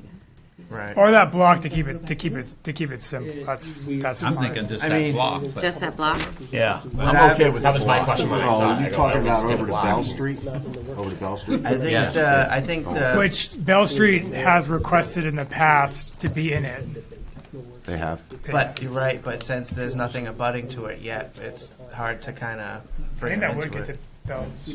So, That block. The one that Once you accept those That 5 block lots, would now be- you have new abutters who are going to Right. then Yeah. want. Right. I think we That's should fine. let They that, can leave consider that when to they come public down comment and and see see what- what do 6 more and the 5 more. the actual Well, that's how landowners they want to painted up School do. Street, actually, because originally it was cut off Yeah. right here, and then it slowly Chop, chop, chop, added chop, up. chop, So I'm okay with the 5 lots there, or the 5 properties. Yeah. It just doesn't look right, this one little We'll blip. come back. Yeah. Give them the debate. I don't know. So we're going to do Yeah, all I 5? mean, it's a matter of standards, though, because what happens if 2 of those buildings don't want to be in that? Do we have to ask the owners? Yeah, I Okay. think we should.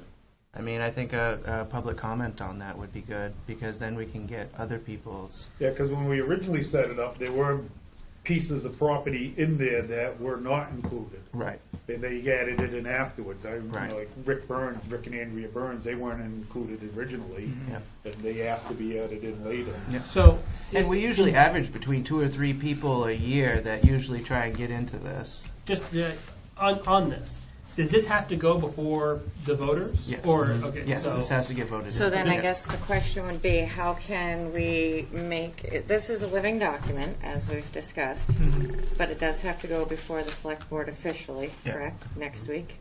I think we should just stick so- with this one and work towards getting a better idea of the rest of the zone. yeah. The only other thing we could do is I could go out tomorrow and knock on the other doors, leave notes, and ask if they would want to be included. It's too early to do a public hearing for next week. Yeah, so. Yeah, no, that's this right. would, it would have to go towards the next vote. I mean, I think you guys, the heads are in the right place, but I don't think we have enough No, time for that. The heart's in the right Yeah, place. hearts, The head yeah. checked out about Yeah. half And the an body hour is, ago. is just unwilling. Yeah. So I mean, if we had like another 2 or 3 more people from that area, like that little block, come in and say that they'd want it, then I would say yeah. But So right It- now we'll just do the. I know kind of that Yeah.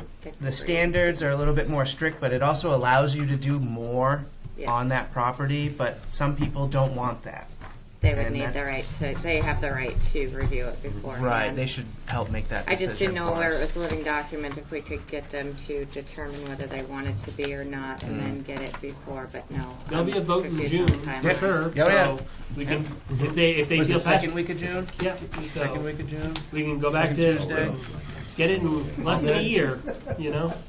But we can focus on the person that wants I it now. just have to say it, so people know. Not everyone knows that on the second Tuesday. Jeez. Okay. They're not gonna. They're still not gonna know. Yeah. We know from experience. I think there should be like a banner right over the bridge that Just says- you know for the first like 2 weeks, like right at the beginning of June, it just goes up. In 2 weeks, we're voting. Have it up all year Yes. round. This isn't. It's gonna So, November, anything June. else before Les has to go? I know he's got a 4-year-old sitting on his lap, probably ripping his mustache out. No. So, No, I think It's okay. we're I played good. that game. It's a lot of fun. Thank you, Les. Night, Les. Thank you. Thank you, everybody, and I'll see you next week. have a good weekend.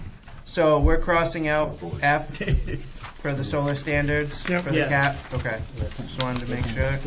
Yeah, I didn't do that. We'll find out when you present it Tuesday. Right. Yeah. Well, I mean, you guys can always change it later Yeah. on. So I mean, You can add F back in if you really felt like it. Right. Oh, that's the thing. That's what We it's only got not even last week. It's today. We can Yeah.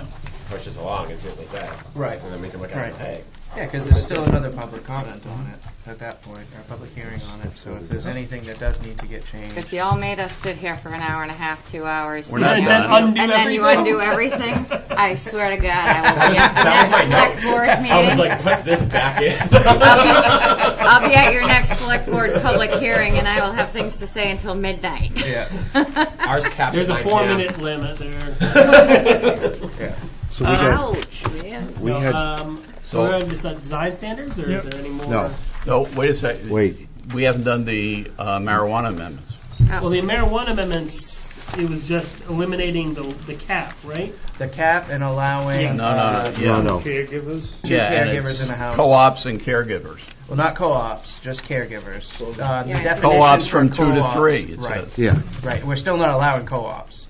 We just No. changed the definition from 2 medical marijuana cultivators to 3. So that way it allows, let's say, a husband and wife to grow at their own house. So at 3, it becomes a co-op. Right, and that's not So allowed. co-ops are still not allowed. But this way, if you know, if Don and his beautiful wife want to both become growers, they can both grow in the same location. Right. But if you move in with them, you can't do it in the same place because then you're a co-op. And Right. Paul, we're just not playing with you. We're taking our bucket and pail and going home.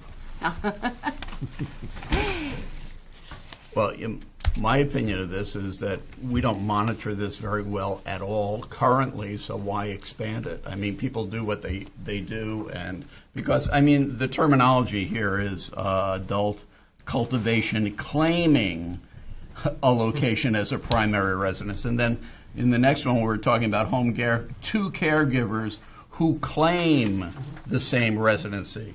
So, I mean, either they're residents or not, but, you know, We changed the rules because there are people that follow the rules. Right. And so there might be people out there who are already breaking this rule, and we're not. Oh, yeah. And we're not getting after them as hard as we should or could. Or at all. Or able Well, to. the state's, Exactly. the I don't- state's I can't do it, rules I don't on know. this does allow 2 people at a home residence to do it. So basically, we changed the rule for people that are going to follow the rules because there are people that will be like, okay, we can't do it. They're just not going to do it because we have the rule that says they can't. But don't. So it's changing that brings us in line with the Okay. state Yes. regulation. I'm okay with that. Yeah, but don't, Okay. instead of saying claim, don't we want to say something more like R? R2 resident, yeah, R Yeah. residents. No. Where's Our that? residents. I'm not interested in doing this at all. 2 Three or caregivers more who share the medical same marijuana. residency rather than Claim, Yeah. share. Yep. Yeah. A location. Because Who share, somebody can claim something and not, not actually be Right. realistic, yeah. yeah, because my wife really doesn't live with me.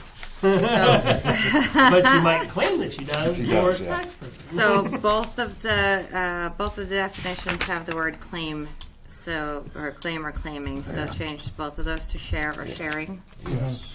I'm still not comfortable with this With at all. either or all, yeah. Whether the word claim is there or not. I get it, I just don't think that we monitor this well at all.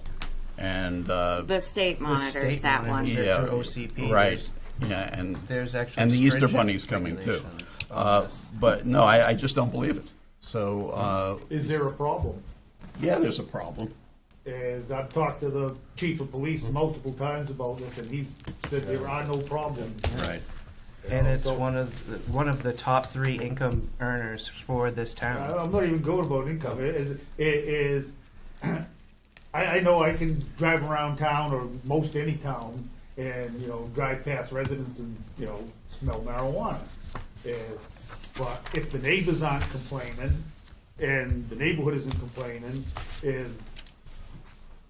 I don't see the problem with that. It is when you say we're not enforcing it, we're not, and there's a problem, where is the problem? That's what I want to know, not just that we're not enforcing it. Where is the problem? Well, there are specifics, and they've been reported, and nothing is ever done about them, ever, Who they reported to the in a couple of years, the chief of police, the police here in Berwick, the state, you know, to the town. to the town. The code enforcement. Well, they have to, I just checked with James because we haven't had any new caregivers come in, but they're supposed to apply for a home business license. And something that James and I had discussed previously, one of the 50 projects in the winter doom pile is creating an annual business registry. So annual or biennial, so businesses will have to register every year or every other year, so we'll be able to keep an eye on things that way. Right. Because I'll be following up with people to see if they are. Along with what Paul's saying, a while back, I think the planning board, and I asked Dave Andreessen when he was here, he was working on a list to give to the planning board of who's doing what permits are active and all this. That never came to bear. Well, that I apologize for, but that's not. For home occupations? For home occupation, marijuana permits, growing, whether it's... Yeah, but making specifically- public records of that is just allowing people that do bad things to do bad Target things to them. bad. Oh yeah. I'm Yes. looking at it from the I'm standpoint... looking at it as a resident of a house that if Would you're you a want- caregiver and you have to publicize that your house is a caregiving location, you're opening, other than just your neighbors that might know, you're opening up the whole can of worms to public access information. Are you guys looking for numbers? Just numbers, not addresses? It was addressed when we had the permits, that not all of them are being used. And I asked Dave, could you tell me who is and who is not using them so we can look at? Oh, so what you asked for were the ones that were issued that are That's for kind the of licensing of But then you actual, go like, back to the home dispensaries occupation and its adult use definition. stores. It says you have to be a resident of the place to claim home occupation. Yeah. And it Yes. doesn't say there that you can have 10 employees coming and going all day long. No, the state No, it does. regulates it to one employee per caregiver. Well, then And our- then they're and in our violation home- for that. And Well, our whoever home is, business you have license. to speak with OCP about that. mean, I have, they came out, and they gave them a 2-week notice, they took everything out, and nothing was done about it. Well, if they had to take stuff out, something was done about it. No, they took it Oh, out they put it before back they in showed after up. they left. So then you have to Well, point it out again. Yeah. that's, you know. It has- So if you're not, but if you're not pointing it out again, it's not a problem. I know how That's what goes back OCP to works, Tom's and it's question. usually 3 What is strikes the you're out. specific?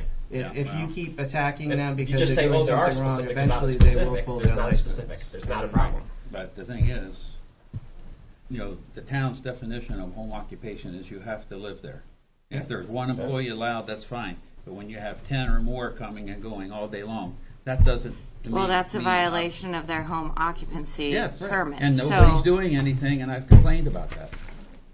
So, end of my speech. I'm done. complained about that To the town, numerous times. what place? One of them? The person who's asking me right If you now, want it in writing, I'll put it in writing for you tomorrow. Okay. because I think that's what she's asking for. Because Yeah. it was right now, and that was Tom's question. Right now, what is the specific? There isn't. Yeah. There is not a specific. Jerry, you know It's an damn opinion. well that anything you ask me to not look an into, opinion. I will look into. I know, but I'm just I saying. don't think I failed you yet, my friend. Well, So we're the trying. dumpster issue, there's 10 dumpsters on Route 4 that aren't screened for the Yep, town. and I'm working on those, but I'm also Add to the working on list, there's some. a ton of lighting violations on Route 4 too. Yep. But that's what I'm saying, we got ordinances that say one thing, and it's not your fault. No, I'm playing catch up, and you I know know. that, and you do give me grace. But the urgent things come first, and, I know. and I've taken care of the more But urgent ones the for longer you. But you let something go and not have it addressed, the harder it is to really address it. that's and why stop I it. try to get on top of them, and that's why I want you to let me know what's going on, because if anybody lets me know what's going on, it becomes, honestly, Jerry, it's even worse than that for me, because it's not just the longer it goes on, the harder it is to rope it in. The longer it goes on that you're doing it, and people see you doing it, then Mike's going to do it, and then Mike's going to do it, and then Larry, Daryl, and Daryl are going to do it. That was really weird right there, but it spreads, and that's why I need you to let me know so I can get on top of these, and we're getting things caught up finally to where I can start working on the non-urgent matters. So please do let me know, by all means. Anybody listening tonight on the thing, let me know. I want to take care of anything and everything and get this town the way you guys want it. A lot of it comes down to just being a good neighbor. Yes. And that's plain and true. simple. Some people are not good neighbors, Mhm. and then that's why you have problems. And fences make good neighbors. They That's why I can. asked for a fence. And remember, 6 foot or under does not require a permit. If you go over 6 feet, call me, people. We're working on it. We got emails going back and forth. We're All right. making progress. Perfect. That's what we like to So hear. just, I don't know what we're doing tonight, if we're voting on anything Oh, or we have to. or waiting. Yes. You have to vote. There's Yeah. You no have to way vote to to vote. send it This to the Yeah, is- select so- board. I'm not in favor of this number 5 on the marijuana we amendments. don't do anything.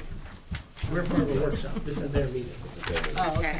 We're not, you're not in The- favor of, hold on. So we Well, can- I'm in favor of So we can go, number 5. So we don't have. That's after the workshop. Mike, yeah, so we can go over the design guide, and then we can, once the workshop's closed, then you Then we can can- vote on each one as a board. Okay. You So have the public design- comment before we do the design standard? I didn't bring the agenda. I don't think so. Well, it's I'm not. speaking to what we already talked about, not anything. I Right. just want to touch on Jeremy, Jeremy, if you want, I'll if you want to I'll speak, be you quick. can. Yeah, that's fine. A couple quick things. Hold on, let's get you on microphone. Thank you. I wanted to speak to a couple points. First of all, this is great. We should do this more. It's really, it is, no, seriously, it's amazing watching. This is government in action. This is incredible. Everybody's here for free, working hard to take care of our town. It is incredible. It's sad that I'm the only person as a citizen sitting here watching this, but I would encourage people at home not to be discouraged by anything on the internet discouraging you from participating in democracy. It is impressive and it is important, and we should all be here. Agreed. That said, I wanted to touch on something that Rick brought up, and that was this notion of these homes, a home that can be built where it has 30-foot stories. And I think what I have learned in the last 3 years of civic engagement is that we spend a lot of our energies in fear of lawyers and in fear of these and a lot of this is us steadying ourselves for corporations that are going to possibly show up with lawyers that are going to read through all our documents and then say, aha, I found a loophole, and I'm going to make sure that I screw you because you're Berwick and not Elliot or whatever. I've found the way to address something that creates success for me and failure for you. And this may not be factual, but this is my sense of where a lot of our energies are put. And I would like to think that sometime in the next year, we could speak to SMPDC and our attorney about some language that could be put in our regulations that state, were that to happen, it reverts to an opportunity for us to say, absolutely not. The intention of our language is what's important and not finding a loophole. And I just want to, that story really reminds me of how much energy we spend operating out of fear, which I think is unfortunate. It's not, it prevents us from doing more important work. And it bears mentioning. That being said, I also want to point out that here we are at this incredibly important moment where we're figuring all these things out, and SMPDC is not here. And Irish, I know that whenever this comes up, you're very quick to point out and gracious about how much energy and time you're putting into helping out on this whole other side that is not part of the job description of a code enforcement officer. And I think it is not serving you well. It is not fair to you. It's not fair to our town, and we need to get out in front of this. It's not right that we do not have more energy coming from the planning side. There's a balance to everything, and in our government, this is designed in a very specific way, just for the exact same reason, as I said to you the other day, Tom, that the police officers do not write the laws, they enforce them. It's not reasonable that all of the time that we're being educated about tanks for gasoline and it's above, not just above and beyond. It's actually, it seems to me that there has to be a better way of doing it, and I would love to find a way to get more. I don't know how we get more out of SMPDC. I asked James last week how much they're paid. It's, obviously there isn't enough money to make this as functional as it needs to be right now, but it does need to be addressed because it's not fair to you. Your job, these conversations we're having about screening of trash and marijuana facilities that are run amok, and that's the job. And man, we need you so much for that. But we also need somebody to be doing this planning, and it shouldn't be James. It should be somebody who does planning for this town. And you guys are here twice a month for a few hours. It's not reasonable to expect that the planning board can take all of this on. And it's something that I would love to see us finesse in the next stretch. Finally, and to a point that Paul, you made earlier about the traffic study, I was on the call where that traffic study was presented. It was a 3-hour almost Zoom call, and it was horrifying in that when you are on a call with those bureaucrats, and I'm sure they're all very nice people, and I'm sure they all have children and families, and the reductive way that those deaths are discussed, I'm going to choke up. It is wrong. It is wrong. And I said that on the call, and I will say to all of us, it may be that the state has regulations about gas. It may be that the state has regulations about state roads. But it is still our job to show up and hold their feet to the fire and tell them we don't agree and that we want to make them change it. And it can't just be, oh, well, we'll add more driveways and more businesses and they're going to change the speed limit. People have died. People have died recently. Our friends' children have died. I have 3 kids and I live off of that road. It is terrifying to pull out onto Route 4 in the morning, taking them to camp. Terrifying. Yeah. And I don't personally believe that anything that came out of that traffic study is going to make it better. And it may be that people aren't driving 55 and they're driving 53, but it doesn't mean people aren't dying. And when the bureaucrats who are looking at that say, it's only been, that's the language they use, it's only been this many deaths. And according to our statistics, like when you talk to people in insurance and they're looking at a chart, but they're not thinking about human lives, it's only been this many deaths. And according to our charts, there's no reason to change that speed limit. But there is a reason, and it's our job to show up and to figure out what we need to do at a state level to change that. So those are my 3 points. Thank you for allowing me to insert that in the middle of the workshop. I just didn't want to sit here thinking about that the whole time. Thank you. Jeremy, just too while you're up there, I know you had a lot of input, a lot of deep diving and looking at things on behind. I just want to say thank you for your time too, because that's something that, you're very passionate about. And I know you put a lot of time into that. I don't think you get all the praise that should be there too. So thank you for what you do. Absolutely. Thank you. Yeah.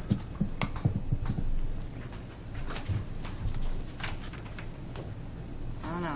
Tom's stealing the microphone. All right. So now That's I'll public close power. now I'll close the workshop, and then we'll move towards the old business.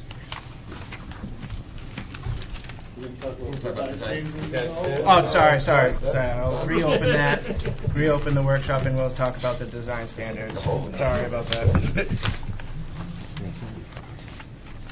So just to be clear, James, just to paraphrase what you said earlier, these are guidelines that the planning board adopted in 2018 for the town, and now you want to introduce them essentially as no longer guidelines, but standards that are part of the land use ordinance.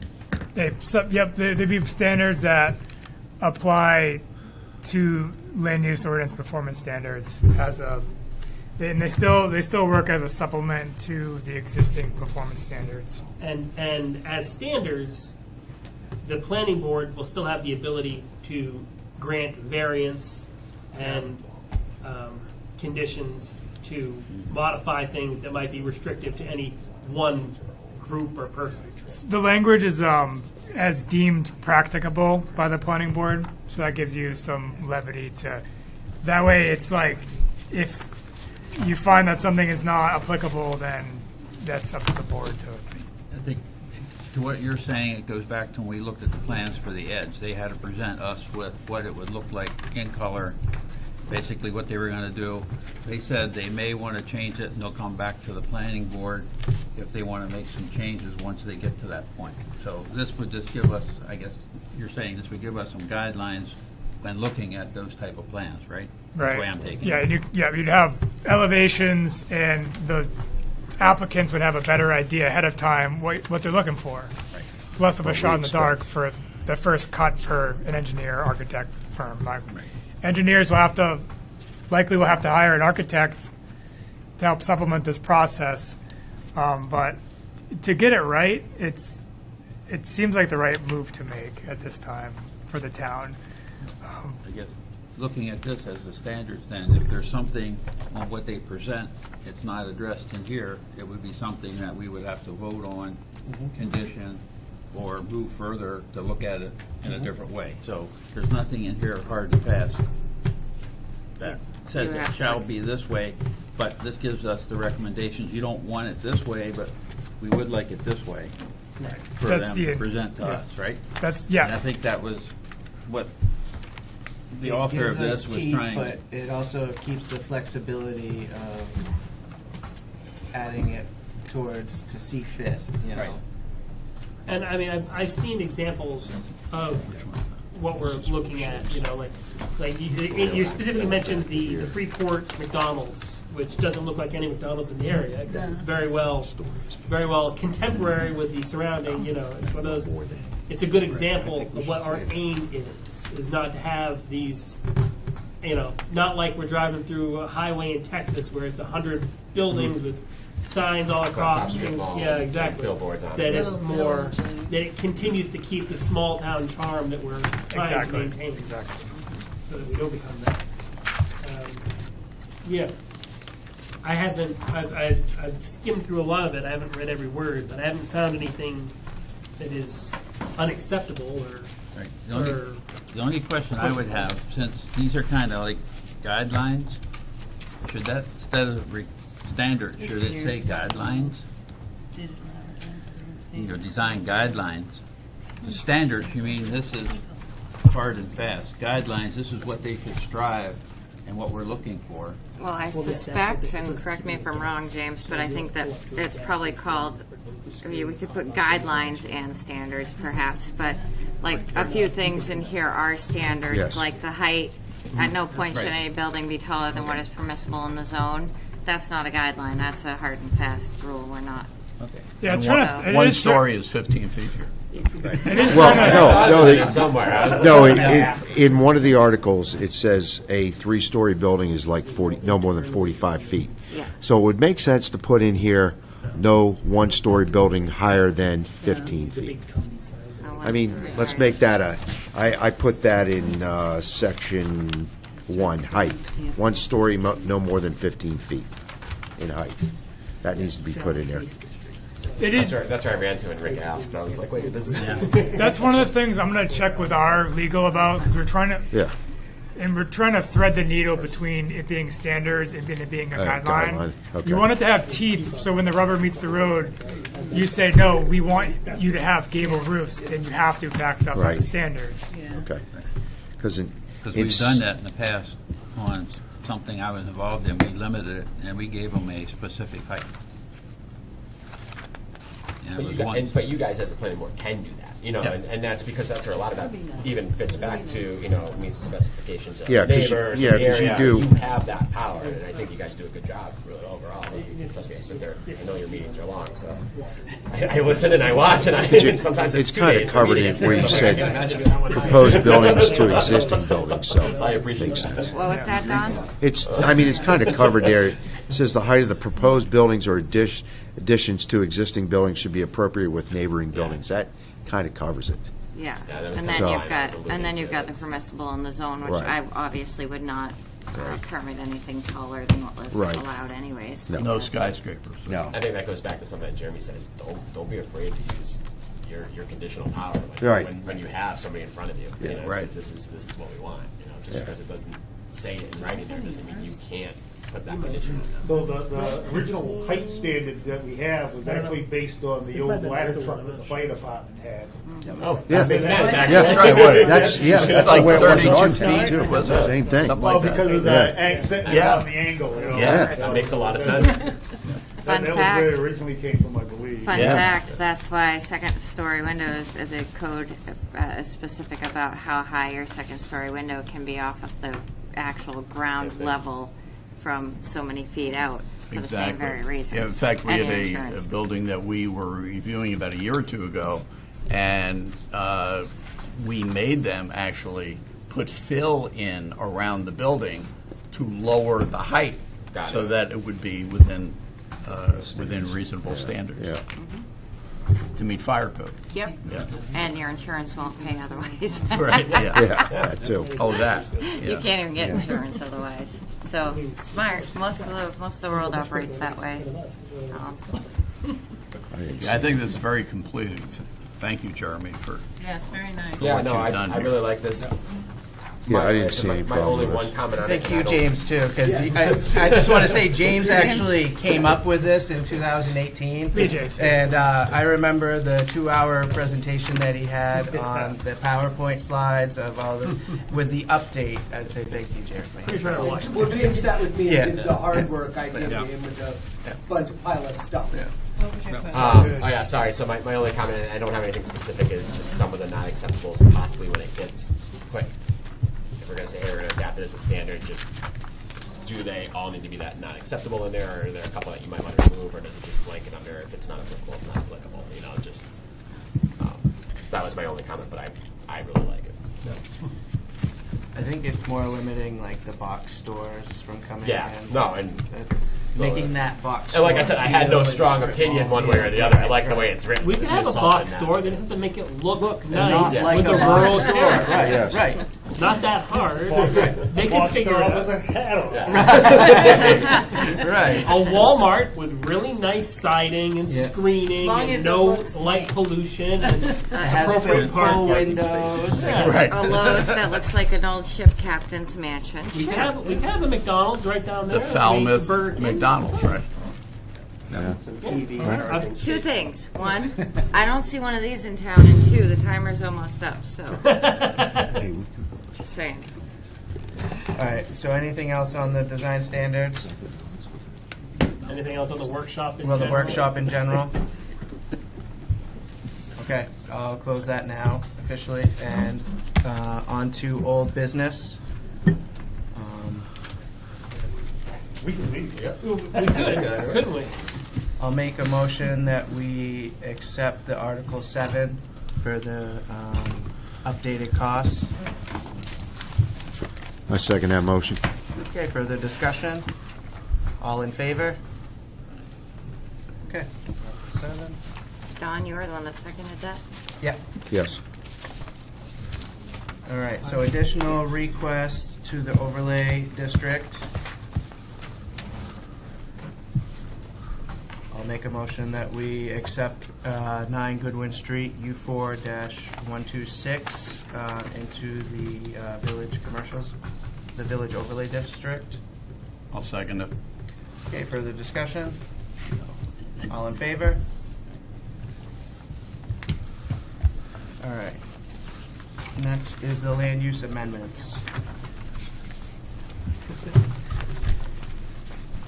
We made a lot of amendments to those amendments.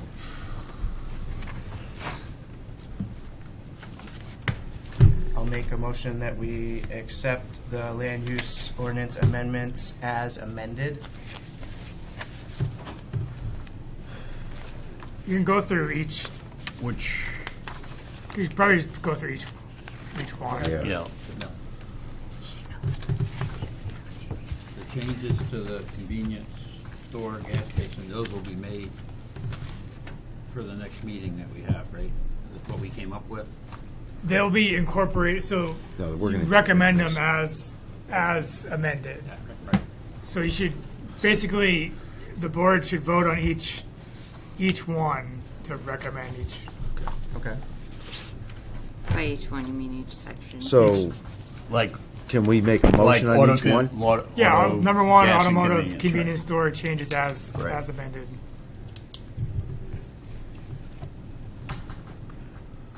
Will we get a copy of all the amended verbiage at some point? It'll be up It'll on be the in the new agenda land use stuff for the ordinance. select board. When it We'll have prints it out. Tuesday night when, Mike presents Well, it we to want us. to make Yeah. sure that what we've discussed and kind of agreed upon as a total group here, that it does get into that ordinance. Yes, it will be, So- it will be as amended, and Right. so we'll be, So we we can both tweak have it. notes, and we also have to review the video to do the Right. minutes. Yeah. So, And then the select board. but then, yes, Yep. it's We gonna wants go to over see to the what select they board. agree to. Right. And make sure that it is amended to what we've already discussed. I think we're Exactly. all Okay. So, Thank pretty you, close on the Noah. same page for these things, so. Yeah. so two board sets of eyes will be over it, Yeah. because, yes, it'll be on If we the, get on the one, just vote website, no the on agenda. November. And you guys can come for their meeting, and, Oh, you I'll be know, there. Yeah, there'll be, I mean, the changes will be out to you by Monday, if not tomorrow. So if we see something wrong, we can just get back Yeah. based on what we And then there'll still be a public hearing. You're gonna prior kill to- Irish. Vote. All right, Yeah. just- Not you. oh, So- you're gonna do it? So we can vote on this as Yeah. amended. Yeah. Right. So based on that, I motion that we accept the automotive convenience store additions to the LUO as amended and discussed here tonight. I will second that. Okay, further discussion? All in favor?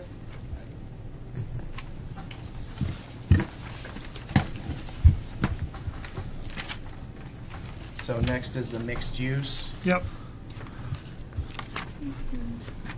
Oh, that's right. Anything there, right? Yeah, it's the underlying stuff.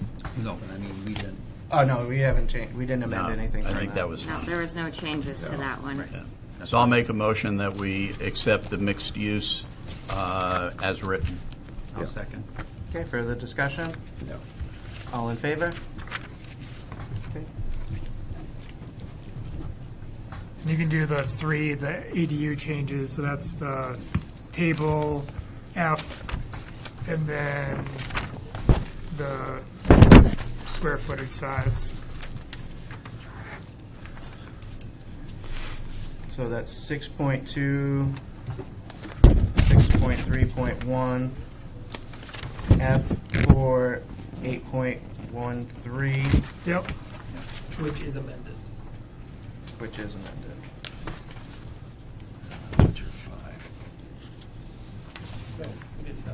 No. Wait, what was amended? Never mind. Nothing. Never mind. Oh. We're I'm like, wait, I missed leaving it a as it is. All right. All right, quit messing with me.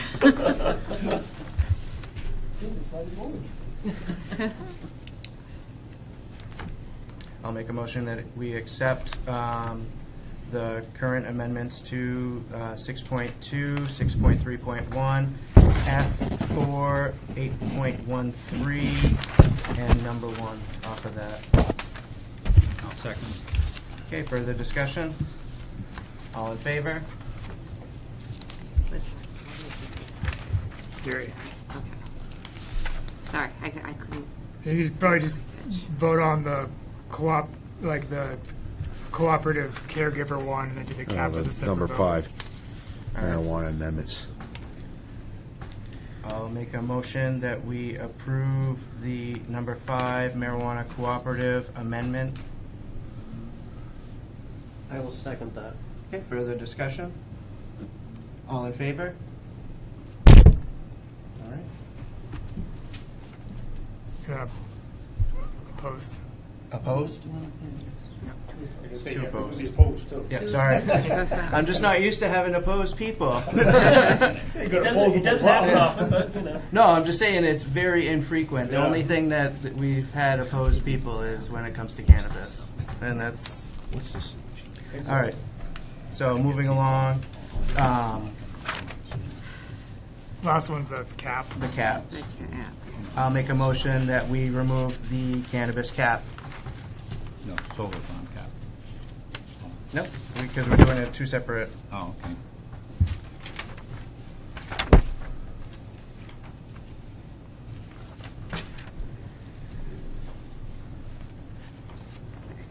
You might want to repeat. So a motion is made, On which, the cannabis What? cap? the cannabis cap. Oh, I thought you were into. Yeah. I'll second that motion. Okay. Further discussion? All in favor? Okay, all opposed?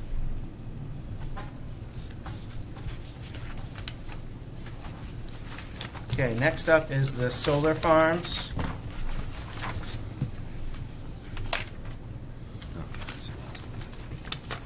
So I'll make a motion to accept the solar farm standards as amended. I'll second that motion. Okay, further discussion? Yeah, as amended was just removing F, correct? Yes. Yes. Okay. What was it? Removing F. Yeah. Okay. So all in favor? Okay. And then the lighting, or that's part of the solar farm. Nope, that's No, that's no, a it's separate one. Okay.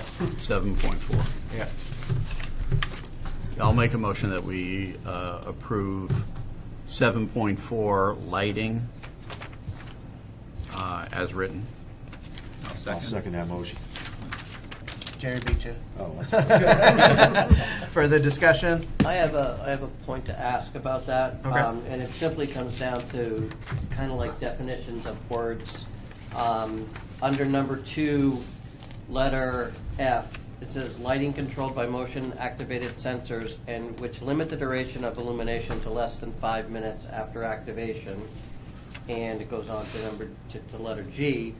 I just, and maybe I'm off base here, but I just wonder if that's very broad in how it says basically lighting controlled by motion activated sensors. Does it define either somewhere else where I'm not seeing it what that lighting is that's controlled by a motion activated sensor? In other words, could they have a strobe light that comes on with a motionary sensor? No, And it is it has to conform to the downward-facing, dark sky compliant lights. And the 1600 And the lumens 1600 and lumens, Okay, right. so it falls under the previous. All the other lights. Okay. Yeah.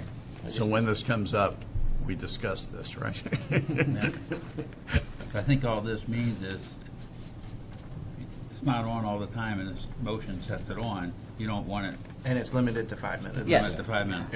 Yeah. So it goes away. Okay. It's not a permanent source of lighting. Correct. Right.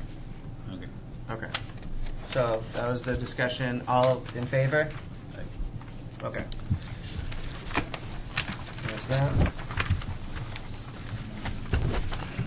I'll open up. Oh yeah, the design standards. Sorry. I'll make a motion that we approve the updated design standards, design guidelines, and standards as written, because we didn't amend anything, right? I'll second that motion. Okay. Further discussion? All in favor? Okay. Next is the second public comment. All eyes on you, my friend. Okay. Other business. Yep. Next is additional information. If anyone else has anything. I really think this was a great meeting. I Yep. thought we got a lot accomplished. It's going to save us a ton of time in our upcoming meeting. Right. You're welcome. Yes, I wish. I just wish that we had done it sooner, so it didn't feel so pressing. Right. I know that there was, the holiday came in there and it kind of limited time, and so for next year, let's all put this in our planner as something that we can do. I don't think we'll be making as many changes next year, but something that we can try to do next year is have this meeting again and go through these things. Because when we do get these land use ordinance changes, we do take a long time going through them, like we did tonight. Somebody has to stand up there, and we have to grill their questions, and this is much simpler. Should do it in June. Yeah. So I think that is. It's a lot easier said than done. Well, that is The true. Timing, the I timing know. of everything, and I- like we've all I said, do 2 wanna- meetings a month is We're going to blink, and it's One, going to the be one great. challenge with June is you got to remember June is the vote. right. Oh, that's So- true, yeah. How would we ever remember that? Yeah, that's I true. don't know. We're going to I- go knock on everybody's door individually. I do want to thank Jerry and my other cohort, Paul, for all the extra work and all the extra work you've done, Irish, you, James, and our outside sources. I'll tell you, fantastic job to everybody. Absolutely. My pleasure.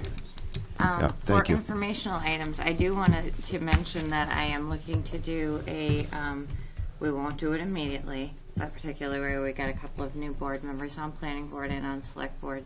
Although I don't know if we have one for select board, but MMA's planning board and BOA thing, I waited for the newer updated. I can buy it through my training budget, have my Board of Appeals and my planning board sit down, select board would be welcome as well, just to watch this. It just goes over the procedures, the laws, and any changes. So I will see about getting that on the schedule, but not for quite a few weeks because I think we're all about meeting out this week. So Another one next week. This just meeting something was we're much working more on. calmer. I did watch the other one online. I and try that and was hold a pretty. calm That meeting. was dysfunctional. It was awful. Well, I apologize because I'll be honest, I feel like I should apologize to the board and everybody that was even watching last week. I was freshly diagnosed with Lyme and very short-tempered and very impatient and very foggy-headed. Patient. I thought you did a great job. I felt like I was horrible rowdy one. to everybody. I've already apologized to Jeremy, so I formally apologize to the board and to Patty, who I accidentally referred to as the administrative assistant. It's how it goes, right? I mean, the document wasn't ready, and you got 17 things on the agenda. So, I But I think wasn't. I think it was a part of- timing issue. 'Cause part of it. We I wasn't we myself, skipped that so I July apologize. 4th week, and then you get a 20-page document, and you go, you got to vote on this tonight. Right. Well, Right. That's the thing. Lee J said when we had that meeting, we're going to discuss this. Well, there was never a discussion, and we were told we have to vote. Yeah. And it all took us by surprise. Like, we wanted to discuss this. I just And, feel like we were going to discuss it, and then we all were in consensus that since Irish was gone on one of those meetings, Right. that we're going to hold off on it. Well, in Irish's doing fault. no, it's not her. always Irish's fault. Irish was sick last time, that one meeting, and then Irish we should have has followed Lyme it and through was- that day, You though, took and one day discussed off, it. and it almost ruined the November vote. Can you believe it? See how I am? I'm destroying this town single-handedly. So, right. but I do apologize. Actually, Thank it you was for your Mike's patience. fault because he wasn't here. That's true. No, I totally understand what happened. You know, it's just unfortunate that it happened. Yeah. So But now, next live and year, learn. So, we'll try to do better. can I go home now? All right, I'll make a motion that we adjourn. I'll second that All motion. right, all in favor? Aye. All right, good night. Thank you. Thank you.